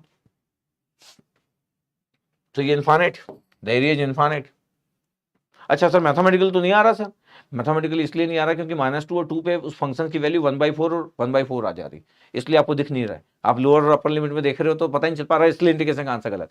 कोई धोखे से अगर सही कर ले तो सर, धोखे से सही कैसे हो सकता है? हाँ, धोखे सही हो सकता है। कैसे सर? ये इवन फंक्शन है, बिल्कुल इवन फंक्शन है, तो किसी को पता नहीं चलेगा, लेकिन उसको ये नहीं पता चलेगा कि मेरा आंसर जैसे मैं इवन किया 2 टाइम्स बाहर किया, 0 से 2 किया और dx/1/x² किया, तो 2 बाहर है भैया, और इस इंटीग्रेशन की लिमिट x² है, x² 1/x² का इंटीग्रेशन होता है -1/x, अब 2 से 0 है, माइनस भी बाहर है तो -2 बाहर आ गया। फिर मैं 1/x है, 1/x में आपके पास पुट कर दिए अपन 2 से 0 तो -2 बाहर था, फिर 1/2 पुट कर दिए, फिर 1/0 पुट कर दिए, इसका मतलब है कि -2 था, 1/2 था और ये माइनस इन्फानेट था। Answer is इन्फानेट, answer is इन्फानेट। पता नहीं चला उसको कि इसका आंसर सही कैसे आ गया। इस वाले को पता नहीं चल रहा सही आंसर कैसे आ गया, इस वाले को पता नहीं चल रहा कि इसका गलत आंसर कैसे आ गया। इसलिए मेरी बातों को बड़े ध्यान से सुनना चाहिए। Answer is इन्फानेट। और अच्छा, बहुत ज्यादा आपके साथ परेशान भी नहीं किया, एक्सपेरिमेंट नहीं किया, जितने भी क्वेश्चन पूछे गए सब 1/x² के पूछे गए। ये 2023 का क्वेश्चन, अब भी लेटेस्ट क्वेश्चन 2023 का क्वेश्चन। ये क्या पूछा गया, 1/x² -1 to 1। हमको तो पता चल गया कि 1/x² तो सर बड़ा ही सर फेमस क्वेश्चन हो गया। 1/x², 2004-5 की बात है, 2023 की बात है। 1/x², x=0 पे तो ये सर होता ही नहीं, आपको पता ही, अभी तो पता चल गया कि इसका आंसर तो इन्फानेट आएगा सर। यस, इसका आंसर तो इन्फानेट आएगा। हाँ, तभी इन्फानेट आ सकता है आपके पास। देखो इसका आंसर देखो -2 देखो लिखा है। क्यों -2 लिखा है, क्योंकि ये कोई सॉल्व करेगा तो गलत कर लेगा। This integral does not converge, बिल्कुल सही बात है, ये कन्वर्ज नहीं करेगा। x=, आप देख चुके इसका एरिया इन्फानेट आ रहा, तभी तो देख चुके अपन। तो ऐसा चीज का थोड़ा केयर करना, ऐसा ना हो कि आप इससे भी इंटीग्रेशन को सॉल्व कर दिए, अगर आप स्मार्टली चीजों को जानते हो, समझते हो। अच्छा, इसमें पता क्यों नहीं चल रहा है सर, 1/x² में सर अपर और लोअर लिमिट में तो सर फाइनाइट आ रहा है। यस, इसके सर बाउंड्री भी है, तो ये इम्प्रॉपर दिख नहीं रहा, जबकि इम्प्रॉपर इंटीग्रल है। सर ये इम्प्रॉपर इंटीग्रल है कि सर प्रॉपर है? सर इम्प्रॉपर तो वो होता है जिसकी लिमिट, एक ना एक लिमिट इनफाइनाइट हो या दोनों लिमिट इनफाइनाइट हो, वो तो है नहीं। सर लिमिट जब फाइनाइट होती है तो उस फंक्शन की वैल्यू इन लिमिट पे इनफाइनाइट होता है, वो भी नहीं है ना, ऐसा नहीं है। मैं बोला था इस रेंज में अगर x की वैल्यू, x बिलोंग्स टू -1 to 1, इस रेंज में अगर उस फंक्शन की वैल्यू इनफाइनाइट होगी तो आपके पास वो डाइवर्जेंट हो सकता है। x=0 पे ये डाइवर्जेंट है, -1 से 1 के बीच में x=0 आता है। ओके, ठीक है। तो जैसा हम बोल रहे थे कि अच्छा, अब इसमें बस मिस्टेक होने की चांसेस क्या है, मिस्टेक होने की चांसेस है कि सर मैं इसको इंटीग्रेट कर दिया, -1/x आ गया और मैं पुट किया अपर लिमिट और लोअर लिमिट। सर माइनस बाहर किया, 1/1 किया, माइनस किया और फिर 1/-1 किया, वो तो सर ये बाहर माइनस तो था ही, ये 1 था और ये +1 था, आंसर -2 आ गया। सर मैं सोचा इतना मजेदार ग्रेड का क्वेश्चन है, -2 का आंसर आ गया, -2 आंसर नहीं। हाँ, ये 2017 आईआईटी रुड़की का क्वेश्चन है, ठीक है। सब क्वेश्चन करवा दे रहा हूं मैं। The consider the following definite integral 0 से 1 साइन इनवर्स x है। आपको देख के दिख रहा होगा कि सर ये क्वेश्चन तो बड़े आराम से बन सकता है। हाँ, बड़े आराम से बन सकता है, बड़े आराम से बन सकता है। x=1 पे आपके पास इस फंक्शन की वैल्यू x= अगर मैं 1 पुट कर दूं, साइन इनवर्स 1 π/2 होता है, लेकिन x=1 पे तो ये इम्प्रॉपर इंटीग्रल है। यस, बट ये क्वेश्चन बड़ा सिंपल हो सकता है। क्यों? क्योंकि मैं जैसे ही साइन इनवर्स x को y पुट करूंगा, हाँ सर, तो कितना आएगा पता है, 1/√1 - x²। ये तो आपको भी दिख रहा होगा, ऐसा नहीं कि आपको नहीं दिख रहा होगा, ये dy आएगा। यस सर, लिमिट कितना आएगा, x=0, साइन इनवर्स 0 0 होता है सर, साइन इनवर्स 0 0 होता है, तो y का एक लिमिट आ गई। साइन इनवर्स 1 सर π/2 होता है, ये y की दूसरी लिमिट। इसका मतलब इस i की वैल्यू 0 से π/2 हो गया, और साइन इनवर्स x की वैल्यू y है तो y का स्क्वायर हो गया, और ये 1/dx की वैल्यू जो होगी dx/√1 - x², ये dy होगी। बस इतना हो गया। इसका तभी कितना आ गया, y³/3, सिंपल। और 0 से π/2 का क्यूब करोगे तो π/3 आएगा और 8 आएगा, और 8 × 3 24, तो π³/24 आंसर आ गया, सिंपल। ये 2017 का क्वेश्चन, कुछ नहीं है, बस साइन इनवर्स x का और ये दो फंक्शन दिए थे, इसको समझ आना चाहिए था कि मेरे को ऐसा एज्यूम करना है। ये इम्प्रॉपर इंटीग्रल है, कोई इशू नहीं है, डेफिनेट इंटीग्रल है, लेकिन इम्प्रॉपर है क्योंकि x=1 पे इनफाइनाइट आ रहा था। The value of the integral आपके पास π³/24, ये आंसर आ गया। कोई इशू नहीं, कोई इशू नहीं। ये 2011 का question, the value of the improper integral, क्योंकि लिमिट इनफाइनाइट है इसलिए इम्प्रॉपर देख के कोई परेशान ना हो। इम्प्रॉपर देख रहे हो, फिर 4 ऑप्शन फाइनाइट देख रहे हो, इससे मतलब मैं इसलिए बार बार बोल रहा हूं क्योंकि पता चला इम्प्रॉपर का अपना ही एक कुछ अपना सोच लिए और जबरदस्ती परेशान है। -∞ इनफाइनाइट है, इम्प्रॉपर है, इसमें कोई इशू इसलिए नहीं है क्योंकि ये tan इनवर्स x हो गया। आई की वैल्यू अगर देखा जाता है तो इतना सिंपल है कि सर ये तो tan इनवर्स x हो गया सर, tan इनवर्स x हो गया। इनफाइनाइट से -∞ पुट किया सर, tan इनवर्स इनफाइनाइट हो गया। tan inverse infinite π/2 minus tan inverse -∞ -π/2, tan inverse infinite कितना हो गया सर, π/2 माइनस tan इनवर्स -∞ -π/2, तो π/2 माइनस π/2, पाई आंसर आ गया, आई की वैल्यू ये। कोई ऐसा भी कर सकता था आपके पास कि इसको बोल देता कि 2 बाहर ले लो, इवन फंक्शन है, 0 से इन्फानेट dx अपॉन 1 प्लस एक्स, उसके बिल्कुल बोल सकता था। फिर क्या होता, तो 2 बाहर था, फिर tan इनवर्स x होता और लिमिट 0 से इन्फानेट होती। ये 2 बाहर था, आपके पास tan इनवर्स इन्फानेट कितना होता, π/2, tan इनवर्स 0 कितना होता, 0। 2 का मल्टीप्लाई जब करते π/2 से तो पाई आंसर आता। तो क्वेश्चन इज वेरी सिंपल कि इसका आंसर पाई आ गया, सी आंसर, कोई बात ही नहीं थी। तो इम्प्रॉपर इंटीग्रल को देख के कोई परेशान ना हो। इम्प्रॉपर इंटीग्रल कन्वर्जेंट हो सकता है, डाइवर्जेंट हो सकता है, ये तो वेरी सिंपल।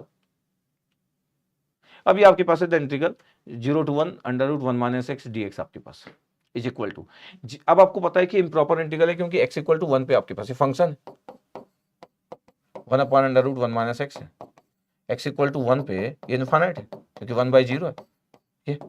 बट मैं बोल रहा हूं ये तो न्यूमेरिकल आंसर टाइप है, तो न्यूमेरिकल आंसर टाइप है, इसका मतलब ये तो आप न्यूमेरिकल आंसर टाइप है तो इसका मतलब ये कि कन्वर्जेंट होगा, कन्वर्जेस होगा या कन्वर्जेंट होगा, क्योंकि फाइनाइट आंसर आने वाला, न्यूमेरिकल आंसर टाइप है ना क्वेश्चन तो। ठीक है सर, अब अगर मैं इसको सॉल्व करने की बात करूं कि इसको मेरे को सॉल्व करना है तो बहुत सारे तरीके हो सकते हैं। 1 माइनस एक्स इक्वल टू, मैं y ले लिया, minus d x equal to कितना हो गया dy। ठीक है भैया, x इक्वल टू जब 0 पुट करोगे तो क्या होगा वो देखना पड़ेगा।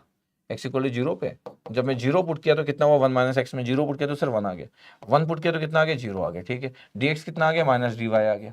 ये कितना आ रहा भाई, y सर, तो under root of y। Sir limit change कर लेते, 0 to 1 कर लेते, तो y की पावर -1/2 ऊपर जाके और ये dy हो गया। ठीक है, हाँ अगर मैं बोलूँ कि कितना आंसर आपके पास, तो y की पावर -1/2, -1/2 प्लस 1, ऐसे होता है आपके इंटीग्रेशन, -1/2 प्लस 1, तो ये हाफ आ गया इधर और ये 0 to 1 था, ये जो हाफ आ गया ऊपर चला गया 2, यस 1/2 बचा ना नीचे तो ऊपर चला गया, और ये कितना था अंडर रूट y, और लिमिट पुट करना है 0 to 1, 2 बाहर है, under root 1 minus under root 0, तो ये तो 1 ही आ गया, बाहर 2 था तो आंसर विल बी 2 आंसर। इस क्वेश्चन का आंसर 2 है, इस क्वेश्चन का आंसर 2 पुट करना था आपको एग्जाम में, 237 dx, सिंपल। तो ये तो बहुत बेसिक सा क्वेश्चन हुआ। अगर मैं बोलूं कि इस क्वेश्चन में मेरे को एक और तरीका दिख रहा है कि कभी कभी आपको इतना अच्छा कुछ चीजें आना चाहिए। क्या था क्वेश्चन आपके पास, आई की वैल्यू था 0 to 1, हम ना 11-12 में थे तो हमको बहुत सारी चीजें सिखाई जाती थी, इंटीग्रेशन में तो बहुत सारी चीजें दिखाई जाती थी कि 1 माइनस एक्स है, आप ऐसी चीजों को ऐसा भी कर सकते हैं कि x equal to sine square theta ले लिए, इसलिए क्योंकि 1 minus sine square theta cos square theta होता है, 1 minus sine square theta cos square theta होता है, x को साइन स्क्वायर थीटा ले लिए तो पता है dx इक्वल टू क्या आ गया सर, 2 साइन थीटा, हाँ, और sir 2 sine theta cos theta और डी थीटा, बिल्कुल सही बात है, इतना आ गया। पता अगर x equal to sine square theta है तो साइन थीटा इक्वल टू कितना आएगा, अंडर रूट एक्स, और theta equal to sir sine inverse under root x.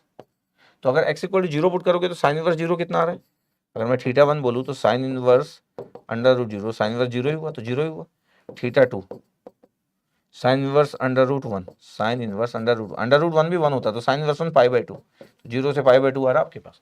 इसका मतलब आई का जो लिमिट है 0 से π/2 नहीं हो गया, 0 से π/2 हो गया। dx क्या आ गया सर, dx आ गया 2 साइन थीटा कॉस थीटा, मस्त बात है ये, 2 sine theta cos theta D theta, इतना बड़ा आ गया ऊपर, नीचे कितना आ रहा है under root 1 minus x square, तो 1 minus sine square theta, under root 1 minus sine square theta जो कि कॉस स्क्वायर थीटा होगा और अंडर रूट के कारण कॉस थीटा हो गया, तो आई की वैल्यू कितना हो गया, ये कट गया भैया कॉस थीटा से, 2 साइन थीटा बचा, 2 बाहर है, साइन थीटा का इंटीग्रेशन कितना होता है माइनस कॉस थीटा से, minus cos theta, limit put कर दो 0 से π/2। ठीक है, तो 2 बाहर था sir, minus cos π/2 lower limit के कारण, फिर माइनस माइनस प्लस हो गया, फिर लोअर लिमिट पुट कर दी कॉस 0, सर 2 बाहर है, कॉस 90 0 हो गया, कॉस 0 1 हो गया, आंसर इज 2। ये देखो इंटीग्रेशन की वैल्यू से मैं ट्रिग्नोमेट्री यूज किया। अच्छा ऐसा क्यों किया मैं, जस्ट दिखाने के लिए आपको कि देखो अंडर रूट 1 माइनस एक्स था, एक्स की जगह साइन स्क्वायर थीटा ले सकता हूँ, नहीं, यस सर, अच्छा चीज था, ये सब चीज आना चाहिए जब कोई इंटीग्रल कैलकुलस पढ़ता है तो उसके सब चीज आना चाहिए, तरीका आना चाहिए इस तरीके से चीजों को लेने का। ठीक है, अब देखो आपके पास इसमें 2 क्वेश्चन और ले रहा हूं मैं, इसी में बस ये खत्म हो जाएगा फिर। जैसे अब आपके पास 238 है, ये क्वेश्चन नंबर 238 यहां तक पहुंच गया मैं, ये 2016 का क्वेश्चन आईसी बेंगलोर का, the value of the integral twice 2 बाहर है माइनस इनफाइनाइट टू इनफाइनाइट। अब ये इम्प्रॉपर इंटीग्रल है क्योंकि आपको पता है कि इनफाइनाइट है, लेकिन इससे क्या ही फर्क पड़ता, पूरे फाइनाइट ऑप्शन लिखे, there is no issue, sin 2πt अपन πt dt की वैल्यू है। इस टाइप के क्वेश्चन जितने भी कराया हूं मैं बोल चुका हूं कि आपको आप अगर मेरे से पढ़ रहे हो तो मैं आपको बोल चुका हूं कि ऑलवेज रिमेंबर, क्या रिमेंबर कि एक इंटीग्रेशन अगर आपके पास है, क्या आपके पास minus infinite to infinite sinc t d t. ये सिंक टी डी टी का मतलब कितना होता है, minus infinite to infinite sine pi t upon pi t. अच्छा ये भी प्रूव कर चुका हूं कि how sine pi t upon pi t, इसका आपके पास एरिया 1 होता है। सर हाउ, हाउ, अरे ऑलरेडी पढ़ा चुका हूं भाई, खूब खूब बताया हूं मैं, कैलकुलस जब चालू किया था तब बताया होगा, अभी एक और में बताया गया, लाप्लास का यूज किया हूं, बहुत सारी बातें किया हूं। और अगर किसी को उतना बेहतरीन मैथ्स नहीं आता तो वो याद रखे कि साइन पाई टी अपन पाई टी इंडिकेशन। वैसे तो मैं याद रखने के लिए इसलिए नहीं बोलता हूं क्योंकि मैं पढ़ा चुका हूं हाउ, मैं किसी भी चीज को याद करने में ज्यादा बिलीव करता नहीं हूं। But sign pi T upon pi t d T, इसका एरिया आपके पास 1 होता है, ऑलवेज रिमेंबर यार, ठीक है। अगर आप इस बात को अगर याद करके रखे हुए तो आप बहुत फायदे में रहोगे। क्यों? क्योंकि जब मैं इसको सॉल्व करूंगा, ये गलती से यहाँ पे गिवन ये वाला आ गया, ठीक है। आपके पास आई की वैल्यू कितना है, twice of minus infinite to infinite sine 2 pi t sine 2 pi t upon pi t d t, ऐसे ही। अच्छा अगर मेरे को वो आंसर पता है तो मैं क्या करूंगा पता है, मेरे को यहाँ पे 2 नहीं चाहिए था, नहीं तो मैं आंसर बता देता है। अगर यहाँ 2 नहीं होता तो 2t को y पुट कर लेता हूँ, तो 2t को y पुट कर लेता हूँ तो वो 2 चला जाएगा। ऐसा करने से dt इक्वल टू क्या आएगा, dy, इंडिकेशन का लिमिट कुछ चेंज होगा नहीं, तो i की वैल्यू कितना आ गया, 2 बाहर है, बाहर रहने तो माइनस इन्फाइनाइट इन्फाइनाइट है। अच्छा 2t को y पुट किया तो साइन पाई y आ गया, और नीचे कितना आ गया, t की जगह पाई y बाई 2, तो पाई y बाई 2 आ गया। और ये dt की जगह कितना आ रहा है, dy, dt की जगह dy बाई 2, dy बाई 2 भैया, तो dy बाई 2 इतना आ गया। ध्यान से देखा जाए इस i की वैल्यू, इस i की वैल्यू में आपके पास देखो 2 से 2 कैंसिल आउट भी हो रहा है, तो 2 बाहर बचा है, और माइनस इन्फाइनाइट टू इन्फाइनाइट बचा है, और sine pi y upon pi y और dy। अच्छा इसका एरिया हमको पता होना चाहिए, तो 2 और इसका एरिया 1 है। किसका एरिया, इसका एरिया, ये, तो 2 इंटू 1 आंसर इज 2, तो ऑप्शंस में 2 दिया होगा, तो 2 आंसर। ये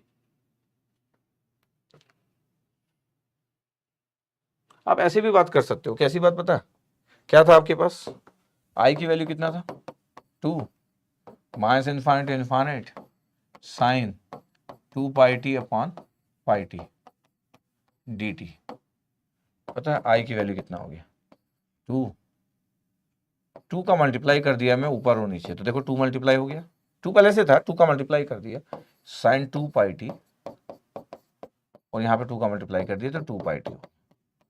अब पता आपके पास ये 4 हो गया, ये माइनस इन्फाइनाइट इन्फाइनाइट आ गया, पता है क्या है, ये सिंक 2t डी टी।